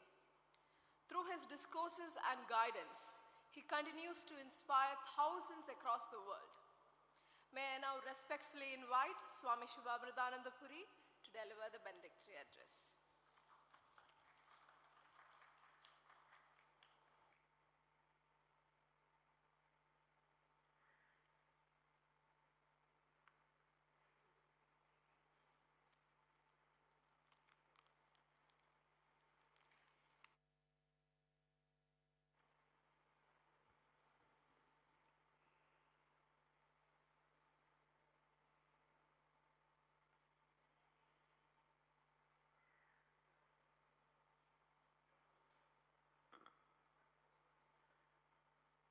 ॐ प्रेमामृतानन्दमय्ये नित्यं नमो नमः। ॐ प्रेमामृतानन्दमय्यै नित्यं नमो नमः। ॐ प्रेमामृतानन्दमय्यै नित्यं नमो नमः।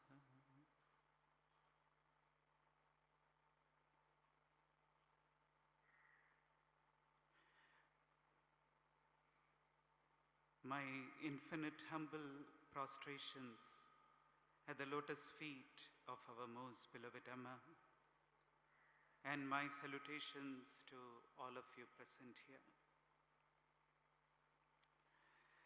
Dr. Balagopal Chandrasekhar, the chairman of KSIDC, distinguished registrar, deans, principals, faculty members, parents, and dear students. It's a matter of great joy and honor to be a part of Swagatham 2026, the induction ceremony for the School of Arts, Humanities and Commerce, School of Biotechnology, School of Physical Sciences, and School of Social and Behavioral Sciences. Dear students, a very hearty welcome to the Amrita family, to all of you. Hearty congratulations for your selection to your respective courses. You are here sitting at the threshold of what will undeniably be one of the most transformative periods of your life. I'm sure I'm speaking to very successful scientists, entrepreneurs, executives, economists, academics, and social workers of the future who will make themselves, their families, our institution, and our country proud through their achievements. Our esteemed faculty at Amrita will surely be doing their best in helping you in this journey.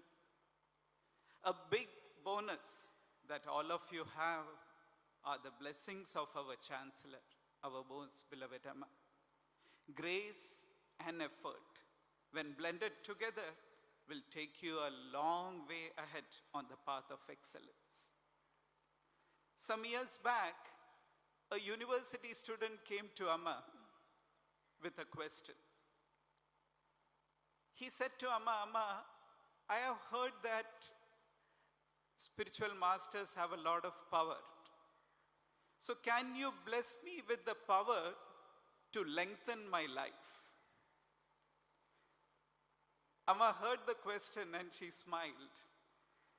And Amma said, you cannot do much about the length of your life, but I can help you to increase the breadth, depth, and height of your life. So this is what Amma said. You can increase the breadth, depth, and height of your life. Amrita Vishwa Vidyapeetham, an expressed form of Amma's vision, also has this goal, to help you increase the breadth, depth, and height of your life. Now let us see what it exactly means from the perspective of a student. The breadth aspect of life. As a student of Amrita, we want you to have your sights on a bigger goal and not settle for something that is mediocre. We want you to aim higher. There's a very beautiful quote from Michelangelo.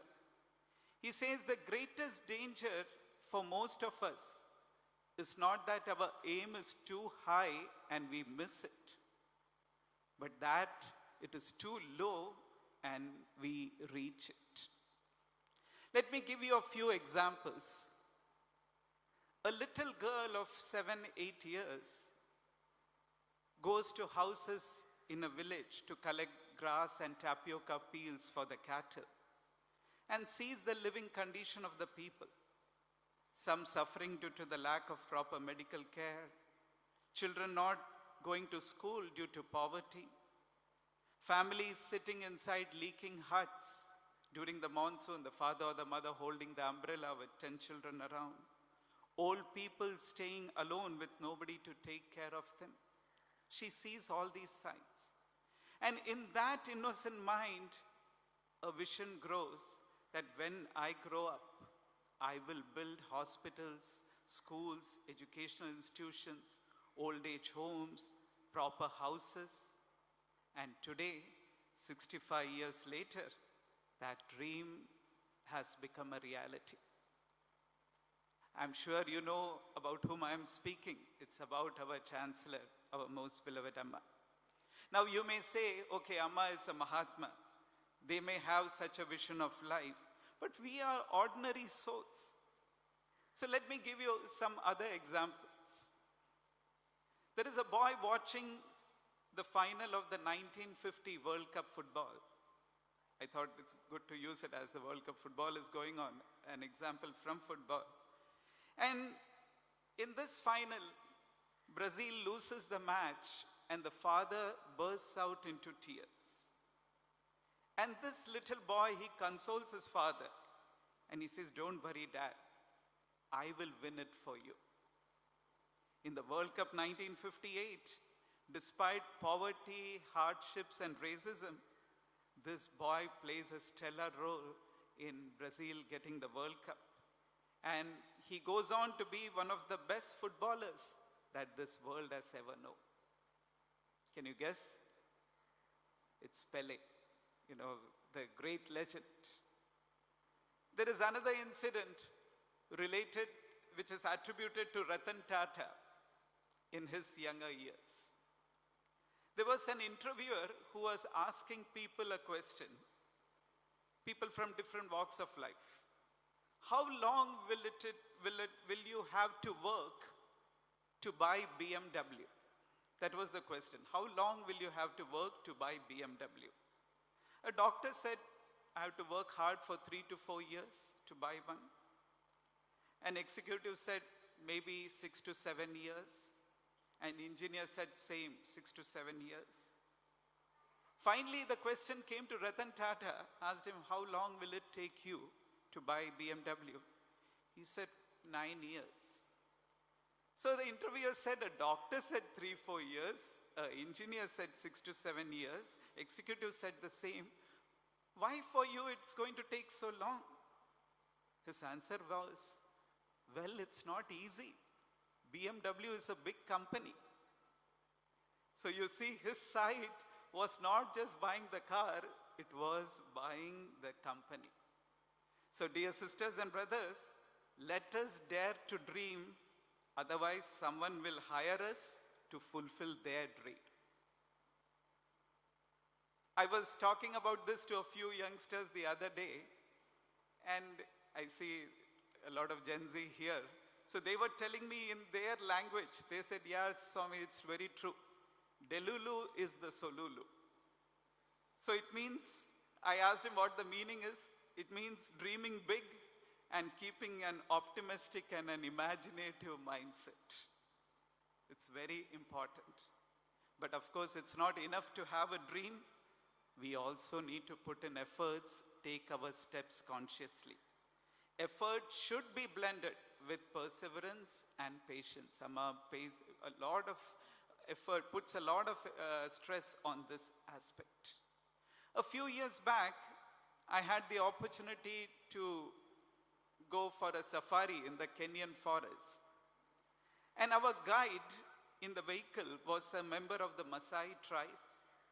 And he had remarkable skills to navigate the forest. In dense wilderness, every direction seems identical, but somehow he could find the way. Curiously, I asked him, how do you manage to do so? His answer was beautiful. He said, there is no secret to it.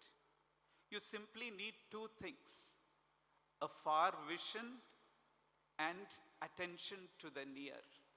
He said, a far vision and attention to the near. That's first decide where you want to go, and then ensure that every step you take is in that direction. Dear sisters and brothers, this university is not a restaurant where you sit passively and wait for you to be served with a platter of knowledge. Rather, the university is like a gymnasium where you will be provided the equipment, the space, and the coaching. But you have to practice lifting the weights. One of the greatest tragedies of modern education is the artificial siloing of knowledge. We act as if mathematics, economics, literature, social sciences, biology, and history occupy entire separate universes. But in reality, there are many intersections. The world is not divided into neat academic departments. It's a complex, interwoven tapestry. So instead of remaining to the textbook stuff alone, the more you seek knowledge, in diverse areas, this will surely help you to add to the breadth of your life. Also, it's important to have critical thinking about the subjects that you are involved in. A good example is our Amrita Live-in Labs program. It fosters critical thinking by immersing students in rural communities, prompting them to co-design sustainable solutions and address real-world problems. This experience enhances their critical and collaborative problem-solving abilities. An engineering professor once told me, I would appreciate a student asking me why Newton's law matter rather than just memorizing them. Because that why is where curiosity begins and conformity ends. You know what knowledge and makeup have in common?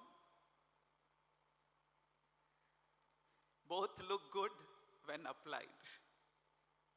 So we want you to gather knowledge to also think critically of how you can really apply it for the sake of doing good in the world, for improving the life of people as you enter this course. So this really adds to the depth, to the breadth. Going to the second part, adding to the depth of life. Life is not a bed of roses. It is a journey filled with successes and failures, applause and criticism, victories and disappointments. It's an increasing trend that we see in the younger generation, that the moment challenges arise, sometimes they get too stressed and leads to a lot of physical and mental health problems. Mental health is something that needs to be strong if we need stability in life. We need that strong depth of having a strong mind. I recently had a university student tell me, he said to me, my stress and we have become roommates. Neither of us is moving out. So this is the state of many of the youngsters, where stress becomes a big part of life. The media scrolling habits and the gadget addictions have made our attention span grow more worse. It is fine to make the mind run fast. We can surely be multitaskers, but at the same time, we also need to know how to silence the mind so that it finds the rejuvenation. Here at Amrita, you will have opportunities to do yoga, to learn about meditation, and all this can help you quite a lot in building a stable and strong mind, which is the foundation of a happy and productive life. It really will help you to deal with failures in life as well, because failures will make its appearance at one time or the other. Every successful person has failed, but the difference is they refused to stay defeated. That's the difference.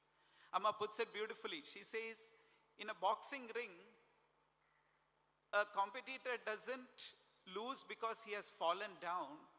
He loses when he fails to rise up.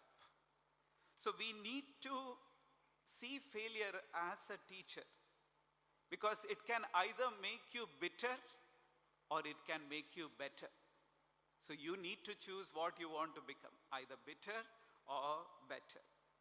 Depth grows as we grow in the ability to remain more calm and centered when things are not going according to our plans.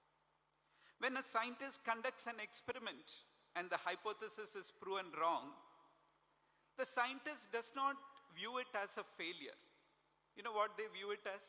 They view it as data. They don't see it as a failure, they view it as data.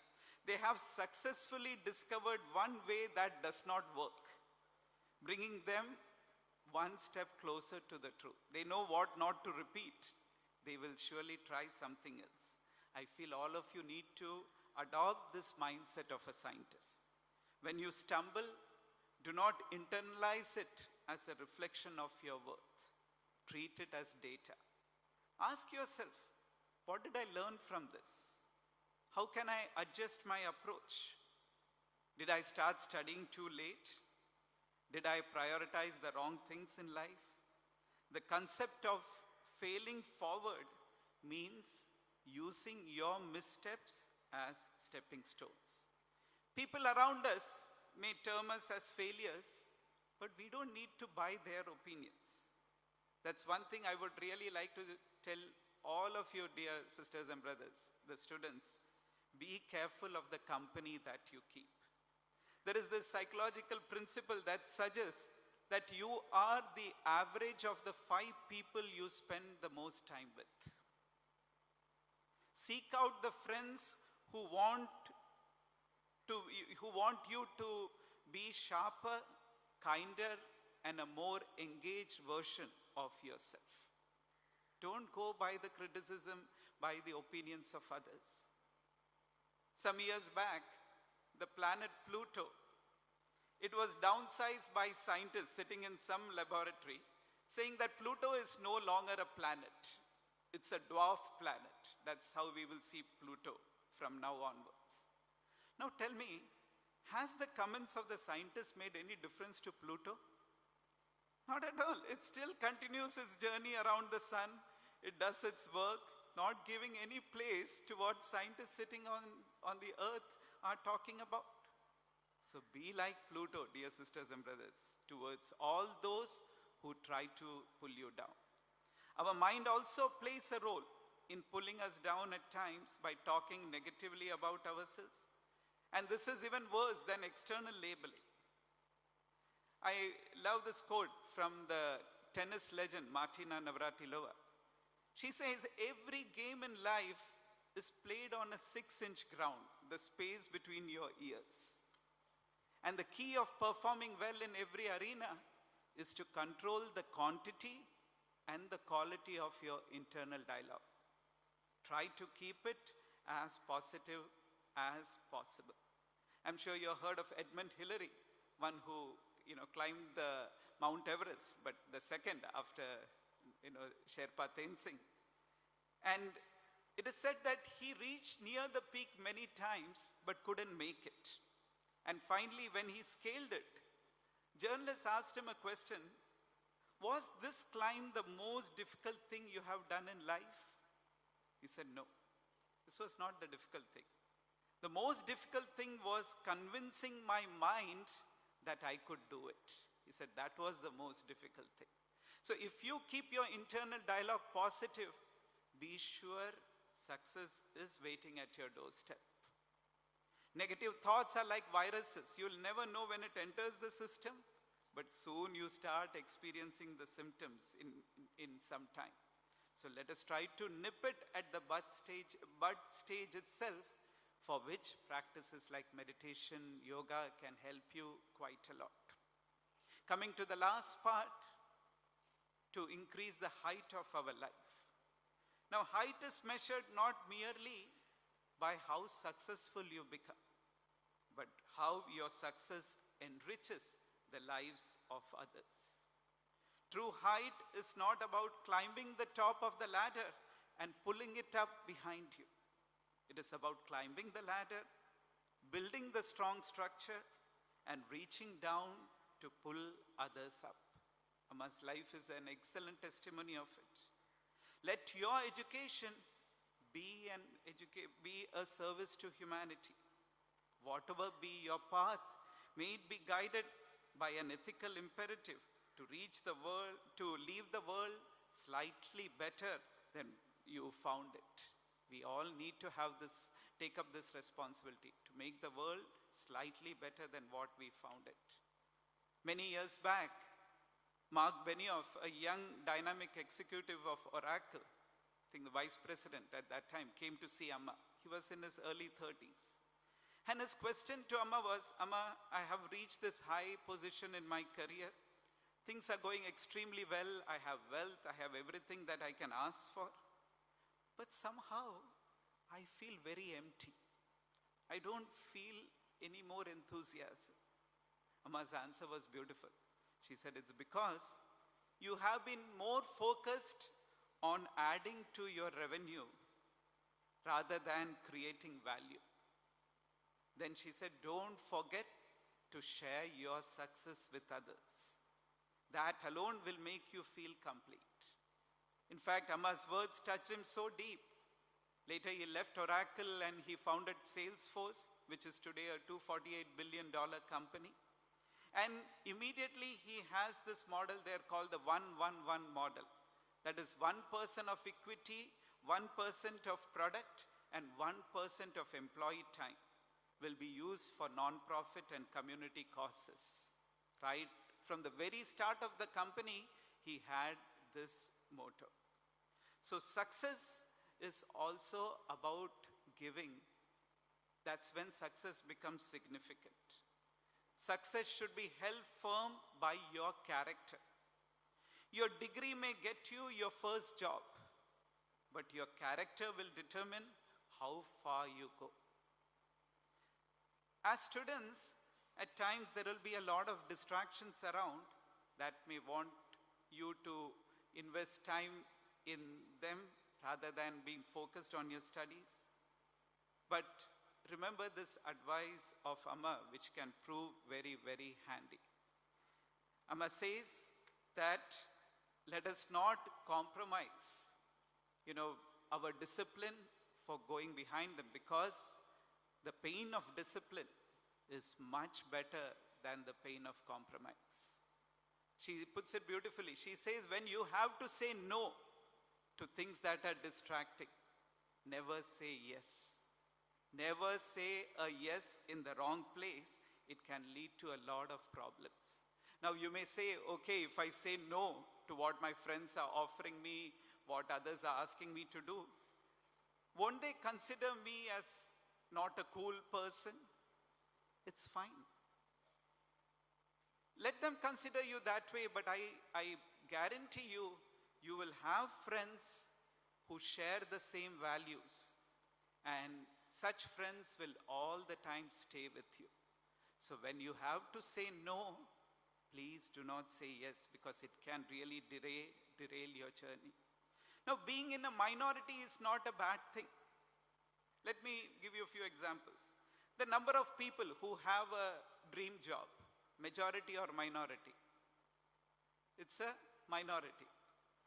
The number of people who are filled with love rather than, hatred and other negativities, it's a majority or a minority? It is a minority. The number of people who rise up before the sun comes up, majority or minority? It is a minority. The number of people who never have any bad habits, majority or minority? It's a minority. So life is telling you something. If you ever find yourself in minority, you are in the right place. So this is the conviction that you need to have as students. Character can take you to great heights, because talent can take you to the top. But to remain on top, you need character. Dear sisters and brothers, this time that you have in hand as a student in the university, it's a root building phase. At times you may feel that the course is a struggle and it's not really giving me any tangible goals. It's not giving me anything practical to do. You don't see the growth straight away. All these may be thoughts in your mind. But believe me, as you go through the process, you are developing resilience, you are developing critical thinking, discipline, and the capacity to handle complex ideas.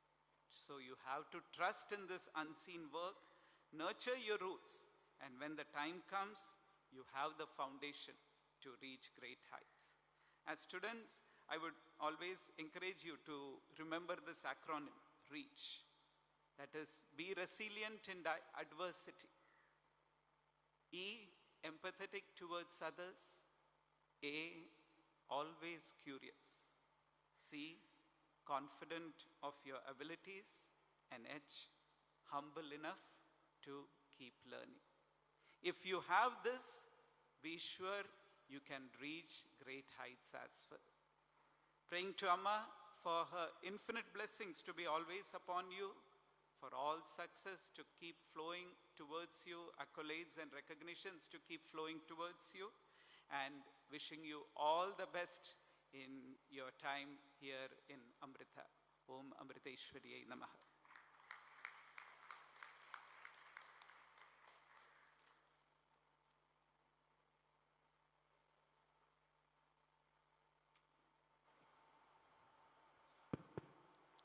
Thank you, Swamiji, for your invaluable blessings and words of wisdom. That was totally inspirational and thought-provoking. Now, it is a time to introduce our chief guest, Dr. Balagopal Chandrasekhar, who brings with him decades of distinguished experience in industrial development, entrepreneurship, and public administration. We are privileged to welcome Dr. Balagopal Chandrasekhar, Chairman of Kerala State Industrial Development Corporation. Dr. Balagopal Chandrasekhar is a former IAS officer, former chairman of the board of Federal Bank, and the founder and managing director of Terumo Penpol Limited. He built the venture into one of the world's largest manufacturers of blood bag systems, with products exported to more than 50 countries.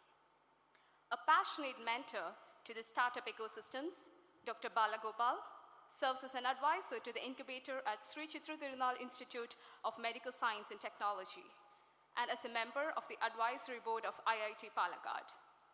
He also serves as an independent director on the boards of several leading companies, contributing his extensive expertise in industry, corporate governance, and strategic leadership. Dr. Balagopal, who is also an acclaimed author, has played a pivotal role in strengthening Kerala's industrial ecosystem and fostering innovation-driven growth. His leadership has contributed significantly towards promoting entrepreneurship, investment, and sustainable economic development in the state. Please join me in extending a warm welcome to Dr. Balagopal Chandrasekhar for the inaugural address.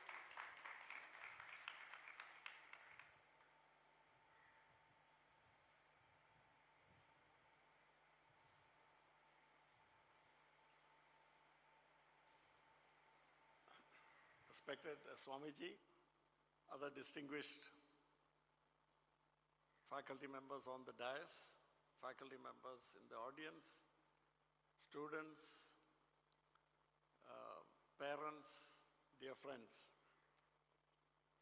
At the outset, let me begin by congratulating the students who have secured admission to this great university, and to their parents for supporting them so far. This is an important milestone in your lives. I would also like to record my admiration for the work being done by Amrita Vishwa Vidyapeetham.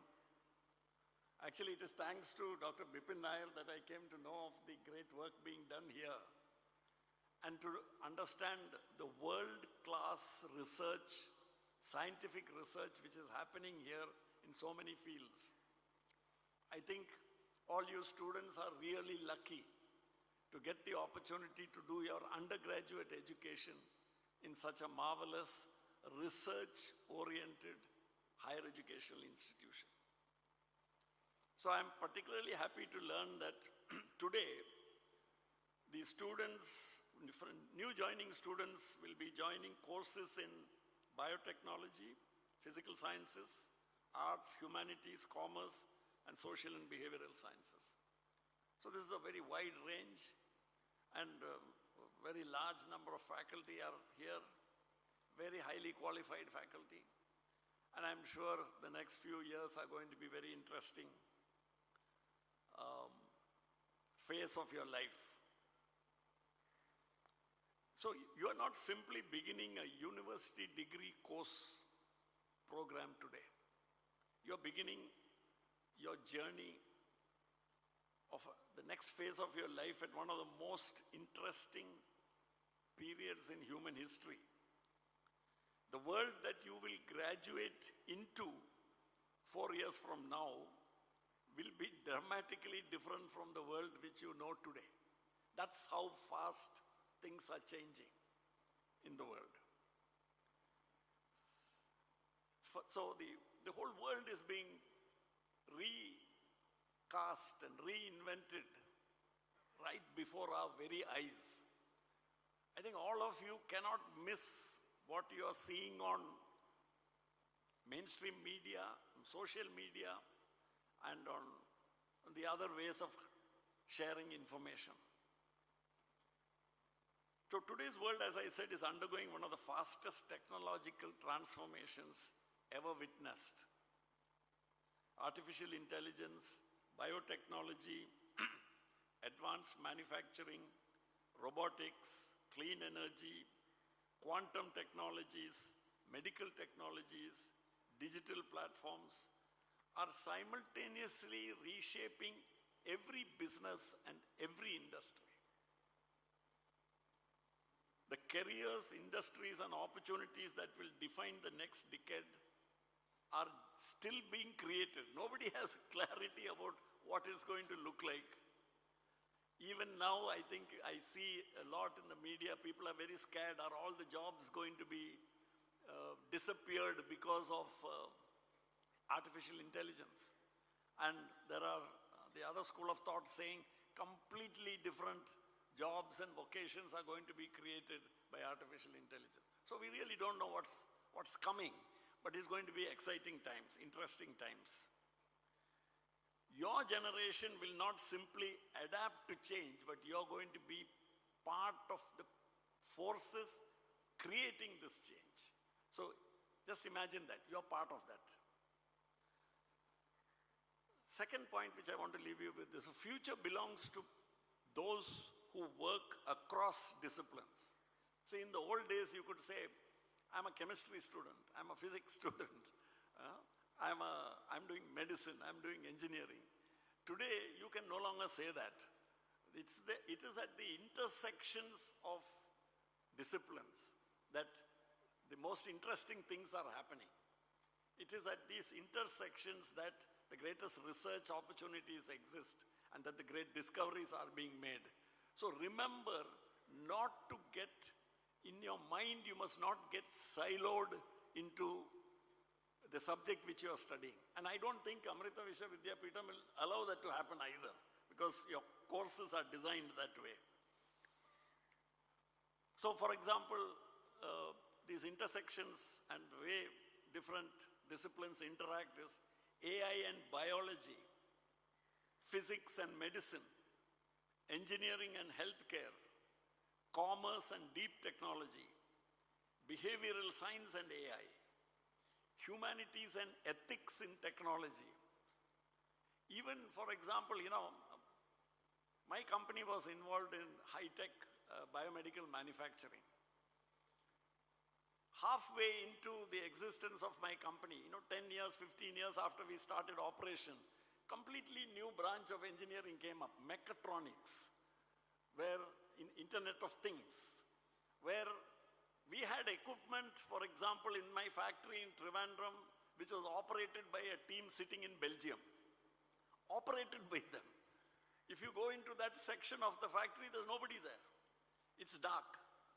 Because the factory, that section is being operated from people sitting in Belgium, in Europe. So all this is happening already. This is not something happening only in the US or only in Japan or something. It is happening right here. Okay. The next point I want to make is why all this matters to you.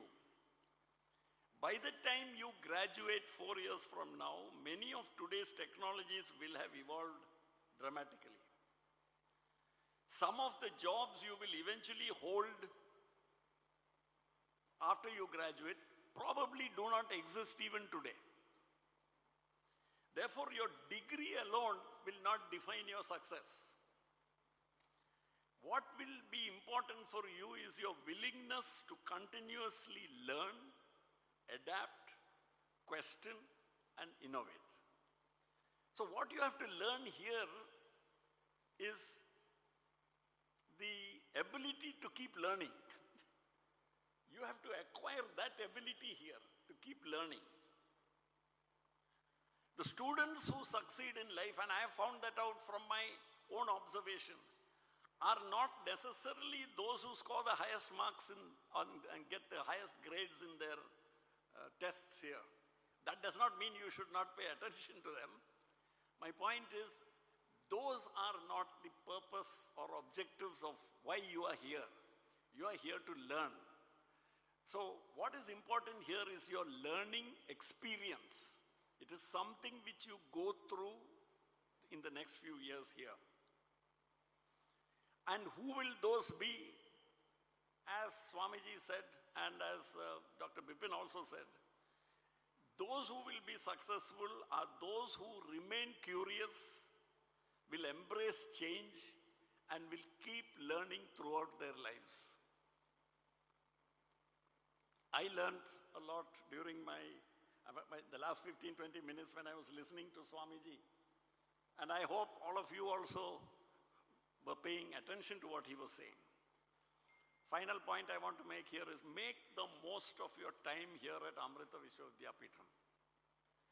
Amrita offers, in my opinion, far more than classrooms.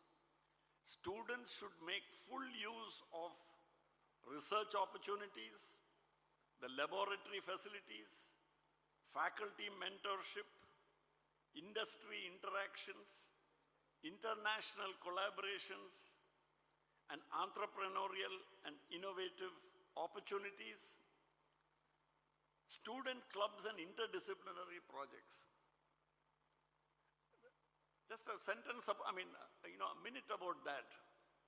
Your learning experience is not something which happens inside the classroom. Learning happens everywhere. As Swamiji cautioned, be very careful of the peer group in which you find yourself.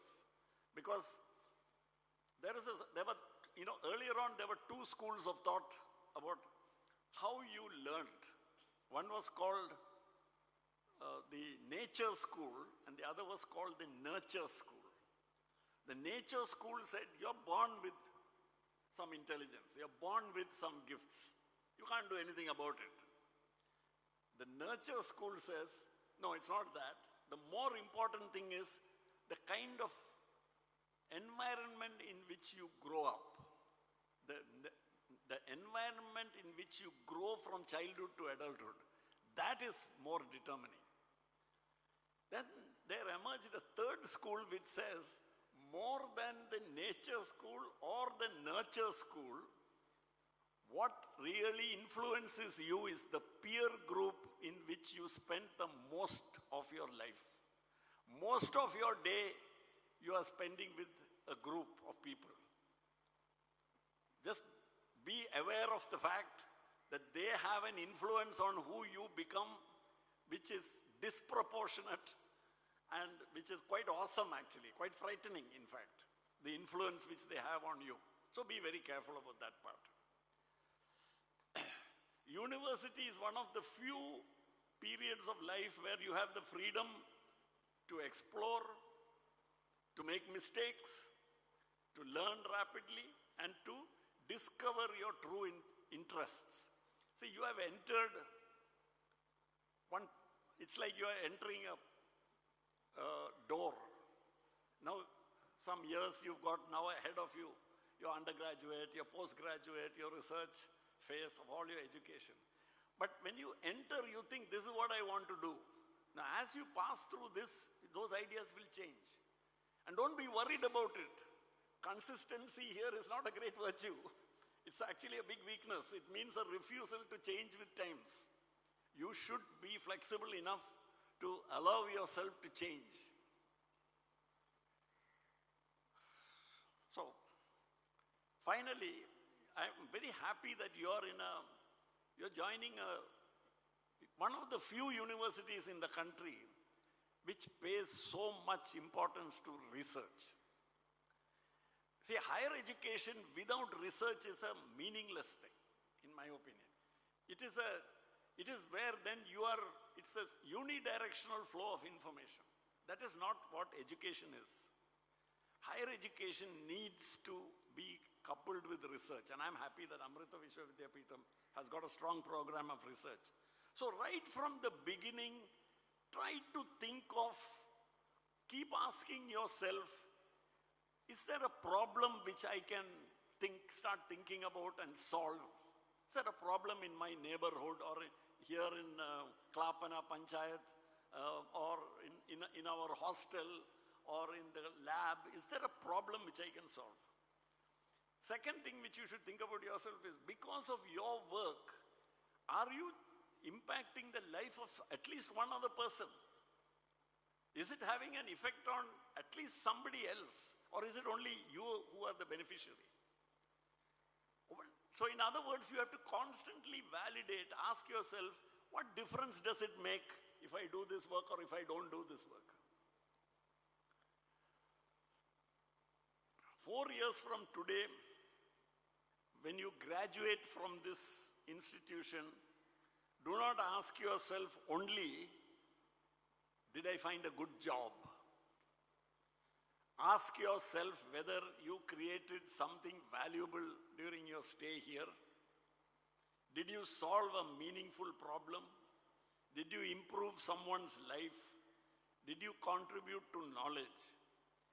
Did you build something that you were not aware that existed before?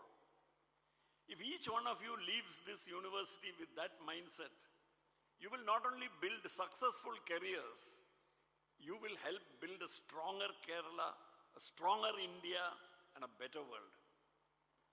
I wish every student who has joined these programs at the Amrita Vishwa Vidyapeetham, I wish you all an enriching, fulfilling, and transformative journey at Amrita Vishwa Vidyapeetham. Thank you all. Jai Hind.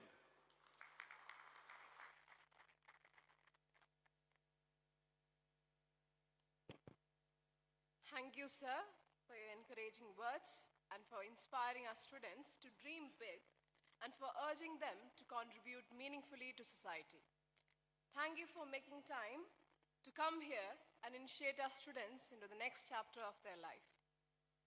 Now moving on, to help our students to understand the academic ecosystem and opportunities that await them at Amrita, we now invite Dr. Geeta Kumar, Dean of the School of Physical Sciences.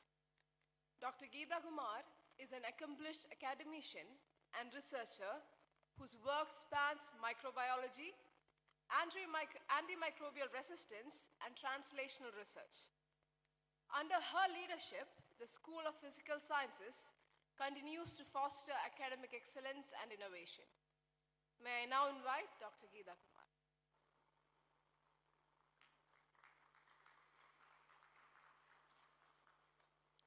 Om Amriteshwari Namaha.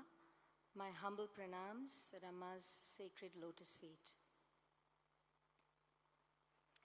A very good morning, should I say afternoon, to all of you, and a very warm and hearty welcome to each and every one of you, students, parents, and my colleagues on and off the dais.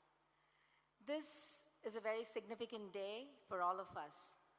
For the students, it's an important chapter in their lives where they are stepping into a new beginning. For the parents, it's a significant landmark because they are seeing their children take this very important step, the very first step into a very promising career path.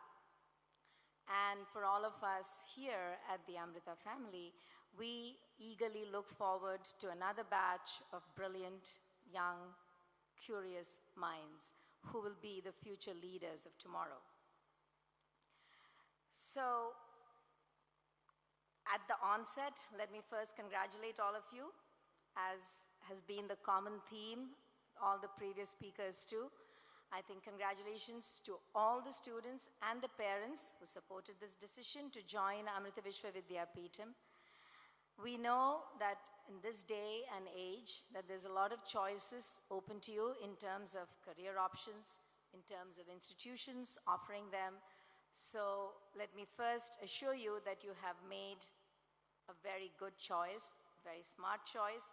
In fact, I would say the perfect choice in choosing Amrita. To drive this point home, let me just allow me to share a very brief presentation which will give you a quick overview of Amrita University.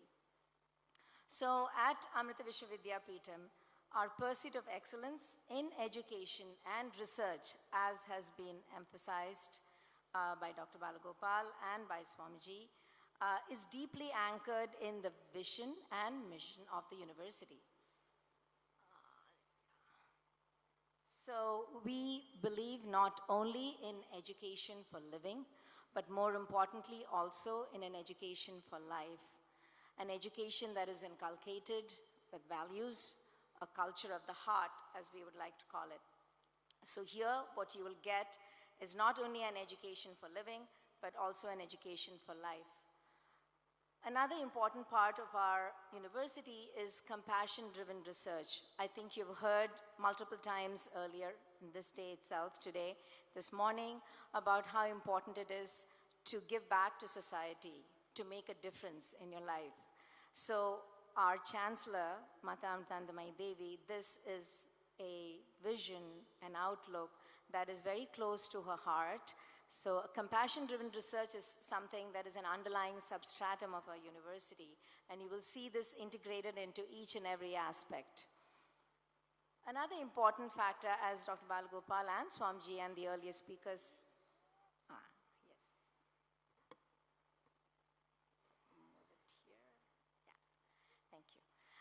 said, is global impact. So Amrita stands at a very crucial juncture of East and West, and we stand head and shoulders above all the universities in our global outreach. Across different continents, we have a Memorandum of Understanding, or MOUs, signed in the top universities in America, in Europe, in Australia, etc. So when your children come here for an education, there are opportunities open to them to pursue higher studies abroad, and also to be involved in projects, research projects that have inputs from these top researchers from across the universities. So that is yet another opportunity you have here. This Mata Amritandamayi Devi, our Chancellor, is behind these visions. It's her, she's our guiding light, our inspiration, and she's very, very invested in research, particularly with a societal impact. As Amma often says, if we could transform compassion from a mere word into a path of action, then we would be able to solve 90% of the world's problems. A quick glance at the university. In the very short time since its inception, just over 22 years, we have expanded out into 11 campuses, over 300 programs, 30,000 plus students, and a very impressive 1,000 plus PhD holding faculty. With respect to rankings, excellence in academic as well as research, we have the highest grade, which is the A++ grade, which is bestowed on us by the National Assessment and Accreditation Council, NAC. We also are the topmost private university in the world, the top 7 according to the NIRF national rankings, and a very impressive top 50 in the entire world according to the Times Higher Education Impact Factor rankings. We also are very unique in that our university holds not 1, not 2, but 3 UNESCO chairs, one of whom is actually sharing the dais here with us. So that's also a very unique factor. We have multiple campuses. This is just a quick, brief highlight of the Amritapuri campus where you will be studying. We have more than 6,000 students in this campus itself, over 350 faculty, and 47 programs just in this campus. Similarly, we have multiple other campuses in Bangalore, Mysore, Chennai, Coimbatore, Amaravati, Faridabad. We have 2 super specialty hospitals, one down south in Kochi, and the other one, which was recently inaugurated by our Honorable Prime Minister Modi ji in Faridabad, which is one of the biggest hospitals in Asia itself, with over 2,600 beds and 80 plus different specialities. A lot of accolades and feathers in our cap with respect to interdisciplinary research. Again, we cannot stress more the importance of interdisciplinary research, as Dr. Balagopal also said. We are the world's first in wireless sensor network system. We are the Asia's first in upper double arm transplant, India's first in haptics, AI, and big data technology for skill development, first in the world for multiple other arenas, internet across the ocean, and I have to say that our Chancellor Amma is behind most of these research initiatives. We have haptic devices for skill and vocational training and development. We have our A-View, which is our e-learning platform.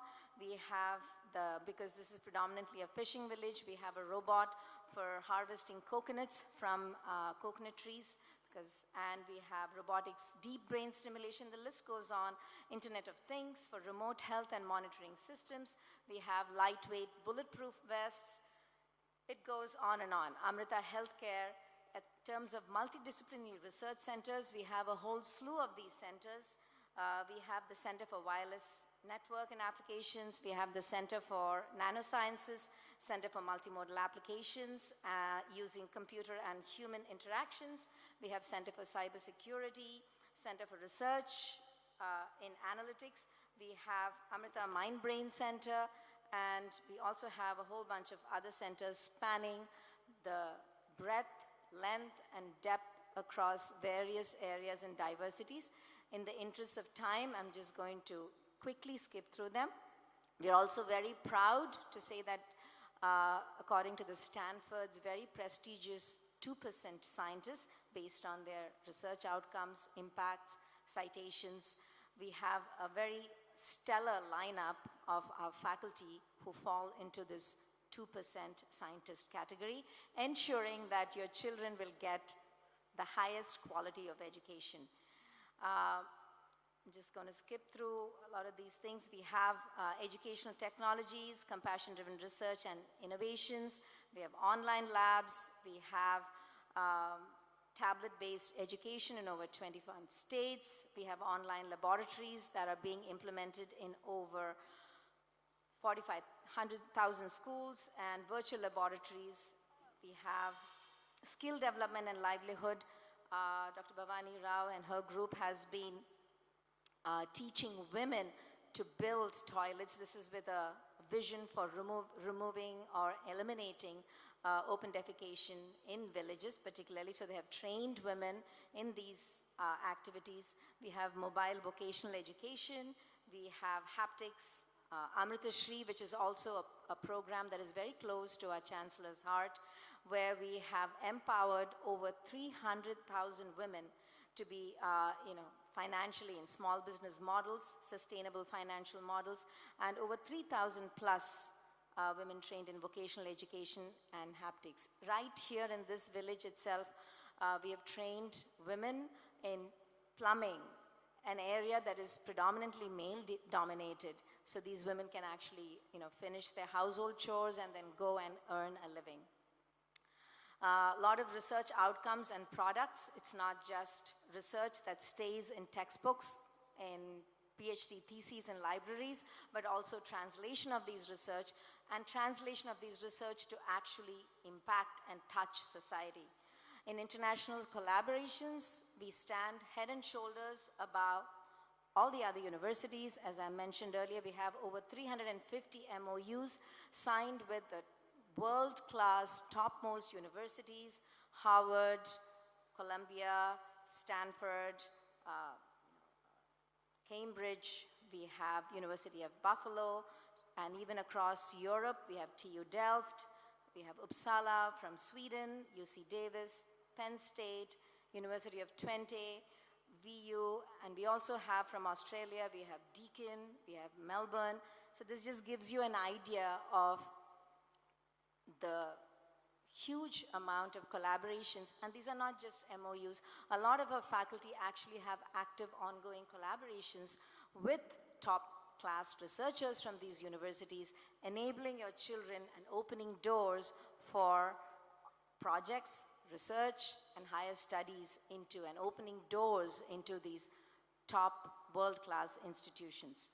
As far as the industry focus is concerned, we have collaborations with companies around the world, and very proud, another accolade in Amrita University's CAP, our technology business incubator is selected as one of the topmost incubators in the country under the Niti Aayog assessment.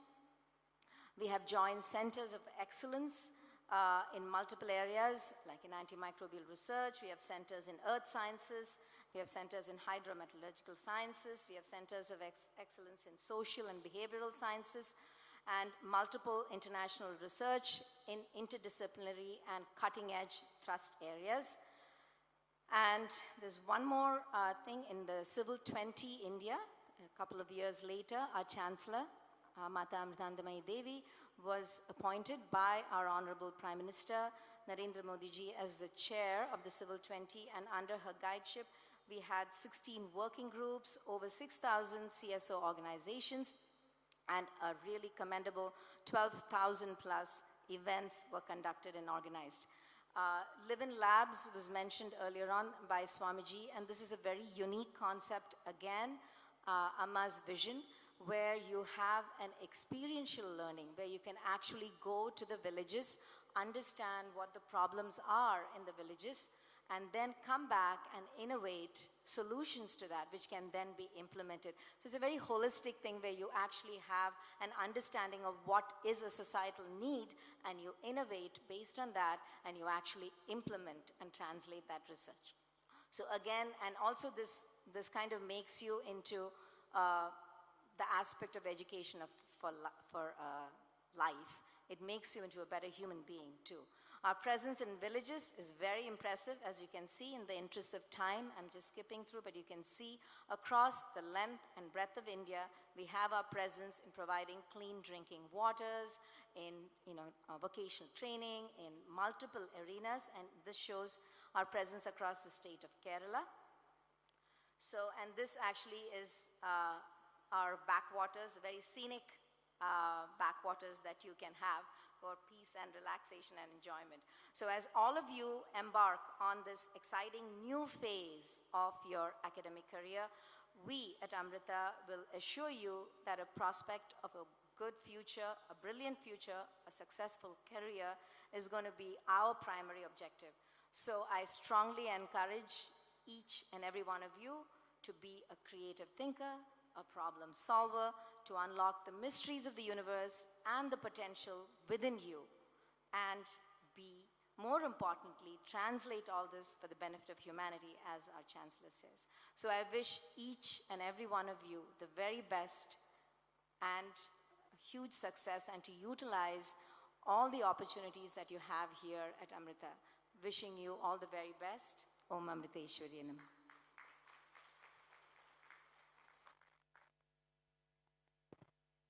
Thank you, ma'am, for that insightful introduction and for inviting our students to the world of opportunities at Amrita. We now invite Dr. Bhavani Rao, Dean of School of Social and Behavioral Sciences.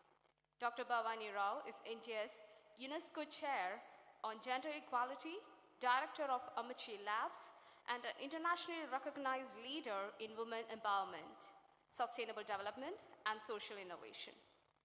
Her work has impacted thousands of lives through technology-enabled education and community development initiatives. May I now invite Dr. Bhavani Rao to deliver the felicitation address.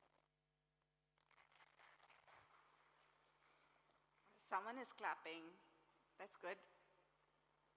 It's felicitation, which means congratulations, which means we need to be a happy crowd. Are we a happy crowd? Oh, finally.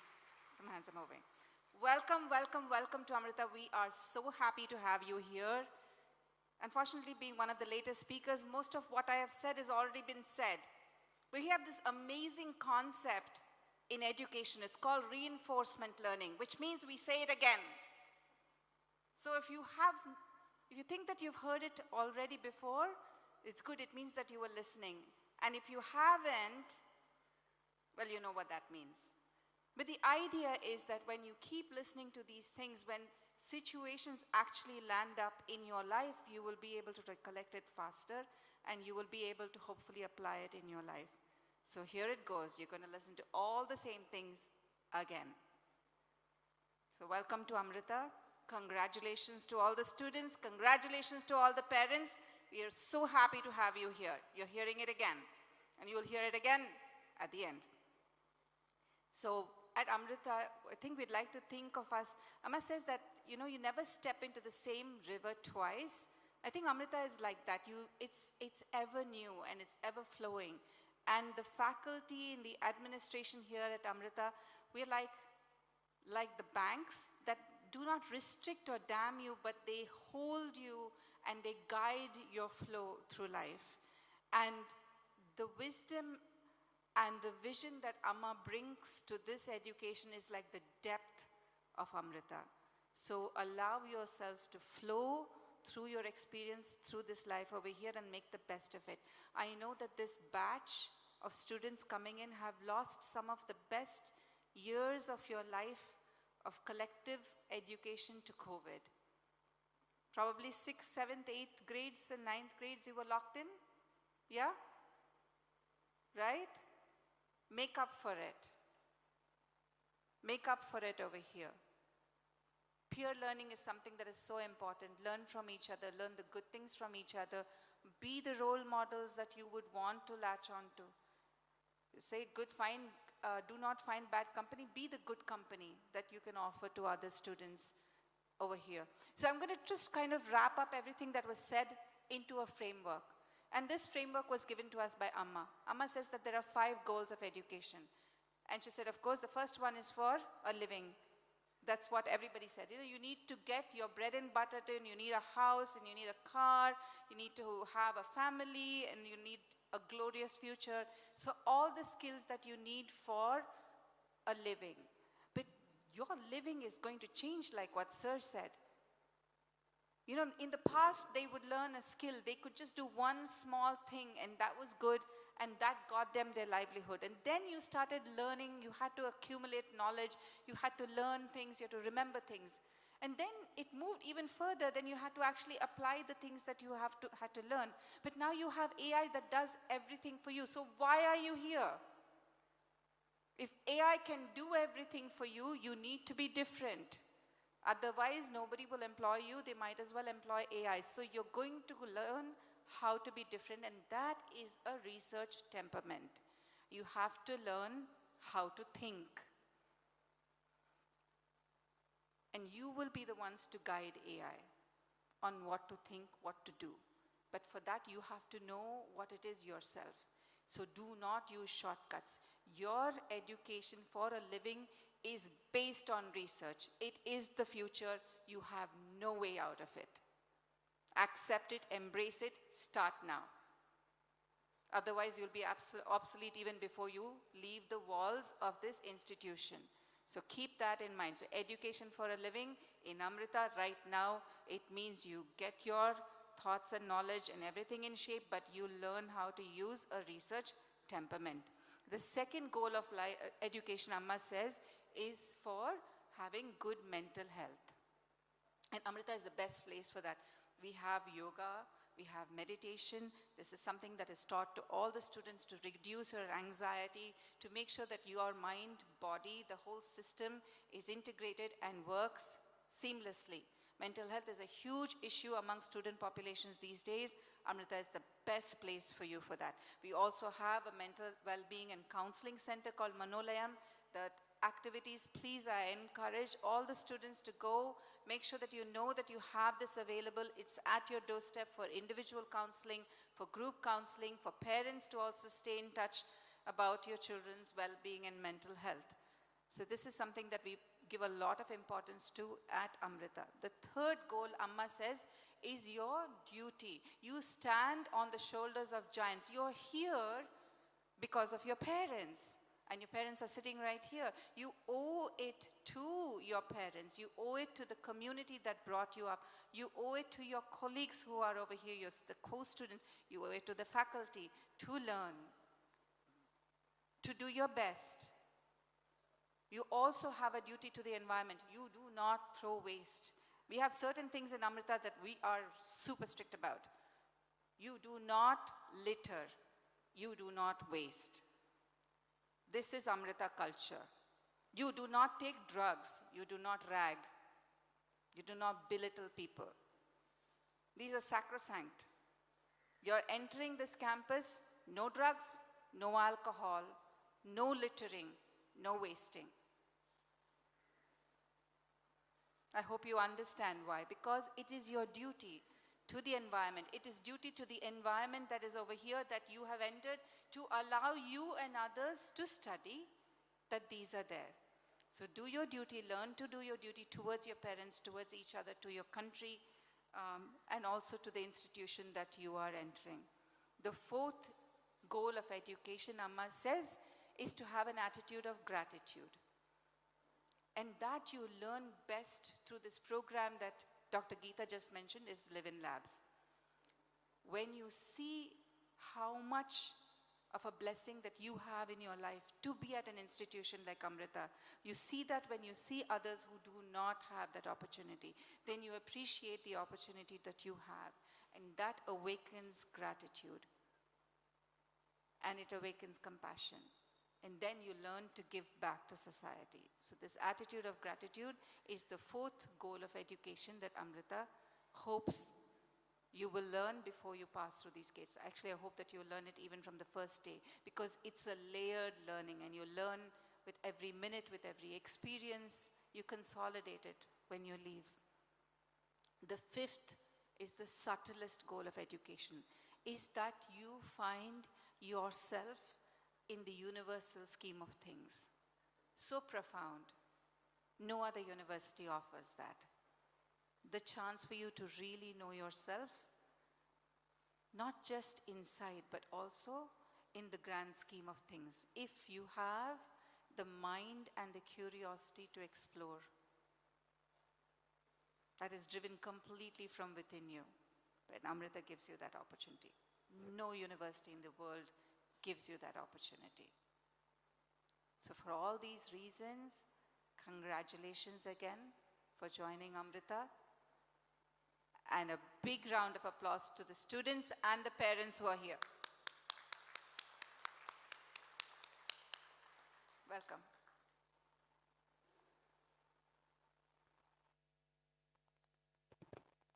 Thank you, ma'am, for your energy and your enthusiasm, and for your well wishes and kind words. Now, once again, we extend our gratefulness to the chief guest for deeply honoring us with the gracious presence. As a token of our deepest gratitude and appreciation, may I request Swami Annapoorneswari to kindly present a memento to Dr. Balagopal Chandrasekhar.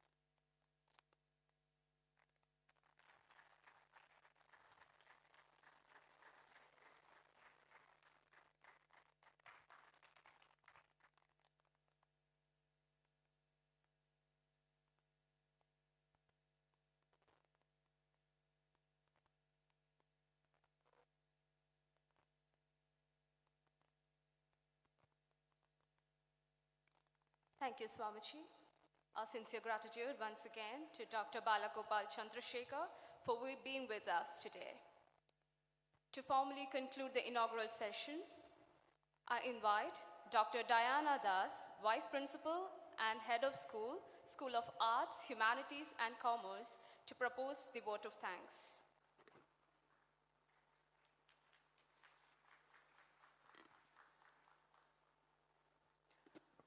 Om Amriteshwari Namaha. My pranams to Amma, Swamiji, distinguished guests, students, parents, and colleagues. As we bring the inaugural ceremony today to the close, Swagatham 2026, the formal event to a close, it's my privilege and expressing gratitude on behalf of all the 4 schools, School of Physical Sciences, Arts, Humanities and Commerce, School of Biotechnology and School of Social and Behavioural Sciences at Amritapuri campus. Our Chancellor, Sadhguru Sri Mata Amritantamayi Devi, as Swamiji has mentioned, reminds us that the true goal of education, purpose of education is not to just create awareness about or understand the language of technology or artificial intelligence, but it is to help you to create, nurture, culture and values in your heart. So here we are today in this campus offering you every program, every course that we have designed for you, every classroom conversation, every research task that you will endeavor in the campus here is ensured to guide you with this same vision that Amma has envisioned, to shape you not just as employable minds, but as responsible human beings. And this is why, as earlier Dr. Geeta Kumar mentioned, sustainability sits too close to our heart. Everything you perform in this campus will become true. the skills that you would acquire, that you will inherit, to be aware of inequalities, to be aware of resource scarcity, to be aware of financial empowerment and climate change, is what you will gain rather than just technical skills alone. To conclude, before we move on, thanking each one of you, we thank you for joining Amrita, let me cite a small concept here. I'm sure most of you are aware of opportunity cost. You would have heard, you would be hearing about it. Opportunity cost is the best, it relates to the best alternative, best decision that you make foregoing all other choices in your life. Now today, you have foregone all other choices of education, collegiate education, by being at Amrita, a decision you are 100% sure of bringing the most valuable decision that contributes to the wellness and community wellness your entire life. You probably would have knowingly given up other choices, or your parents would have advised or recommended this campus to you. Therefore, we at Amrita, all the administrators, thank you for joining us and choosing this decision to be with Amrita for gaining your educational excellence and academic excellence for your future. At the outset and on this occasion, I express my deepest gratitude and pranams to Swamiji, Swami Annapoorneswari, for gracing us and blessing this occasion with the benedictory address, where he cited about the breadth, depth and height that you would gain through the education here at Amritapuri. Thank you, Swamiji. I wholeheartedly thank, on behalf of all the senior administrators at Amrita Vishwavidyapidam, our distinguished guest, Dr. Balagopal Chandrasekhar, Chairman, KSIDC, for being here, inaugurating the ceremony, inaugurating this day as you begin a new journey. Thank you, sir. Also thanking our University Registrar, Dr. Bipin Nair, and Dean of Life Sciences for the warm welcome address he has delivered today. I also thank Dr. Geeta Kumar, Dean, School of Physical Sciences, for offering knowledge and awareness and introducing you to Amrita Vishwavidyapidam today. My sincere gratitude and thanks to Dr. Bhavani, Dean of Social and Behavioral Sciences, for helping you understand how you have to remember and reinforcement what you have learned from today to the entire 3 to 4 years you will carry out at Amrita. I would like to quote a small example. When I was a child, I had heard Amma say that life will push you into an ocean of challenges. You will feel the pressure, the stress, away from all your comfort zones. You are here today, you're going to feel the stress and pressure of academics or learning new things. But Amma said, though life will push you into problems of oceans, you will learn how to swim. You would never drown. So that is going to happen from today to the next 4 years. You're going to enjoy the ocean by learning swimming. This is what Amrita helps you understand, how resilient you can be, not by gaining, just by gaining technology and academic skills, but you would be resilient as you graduate with hats off your degree. I also sincerely thank parents for your presence today, your participation and partnering with us, enrolling your wards at Amritapuri campus, and students, the wholesome faces that we see here, the energy and curiosity that you bring to this campus today will be remembered forever. And of course, the challenges you would have here will may pull you back sometimes, but definitely going to shape you to a brighter and prosperous life ahead. Also thank the induction committee members this occasion, Director Devidas Chaitanya, Dr. U. Krishna Kumar, Dean, School of Arts, Humanities and Commerce, Brahmachari Achyutamrita Chaitanya, all the fellow mates, faculty members, students and scholars. Thank you once again for having this day and being a beautiful day towards the 3 years journey of life here. Thank you.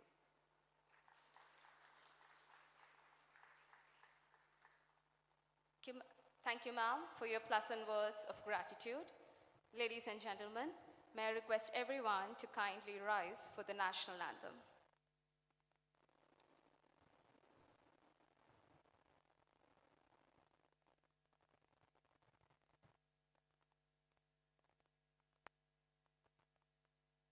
जनगण मन अधिनायक जय हे भारत भाग्य विधाता पंजाब सिंध गुजरात मराठा द्राविड उत्कल गंगा विंध्य हिमाचल यमुना गंगा उच्चल जलधि तरंगा तव शुभ नामे जागे तव शुभ आशीष मांगे गाहे तव जय गाथा जन गण मंगलदायक जय हे भारत भाग्य विधाता जय हे जय हे जय हे जय जय जय जय हे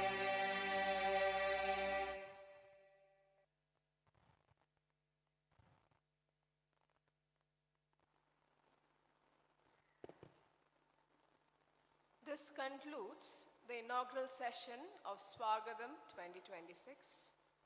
Now, request all the parents to move to Amritapuri Hall for a dedicated session. The hall is in the main building adjacent to this venue, and our volunteers will guide you there. We kindly urge the students to remain seated for the upcoming orientation sessions, and prasad will be distributed shortly. And for the attention of the parents, lunch has been arranged for both parents and students at the back of this venue. We request everyone to proceed here after their respective sessions. After lunch, kindly ensure that you appear at 1 p.m. for document verification.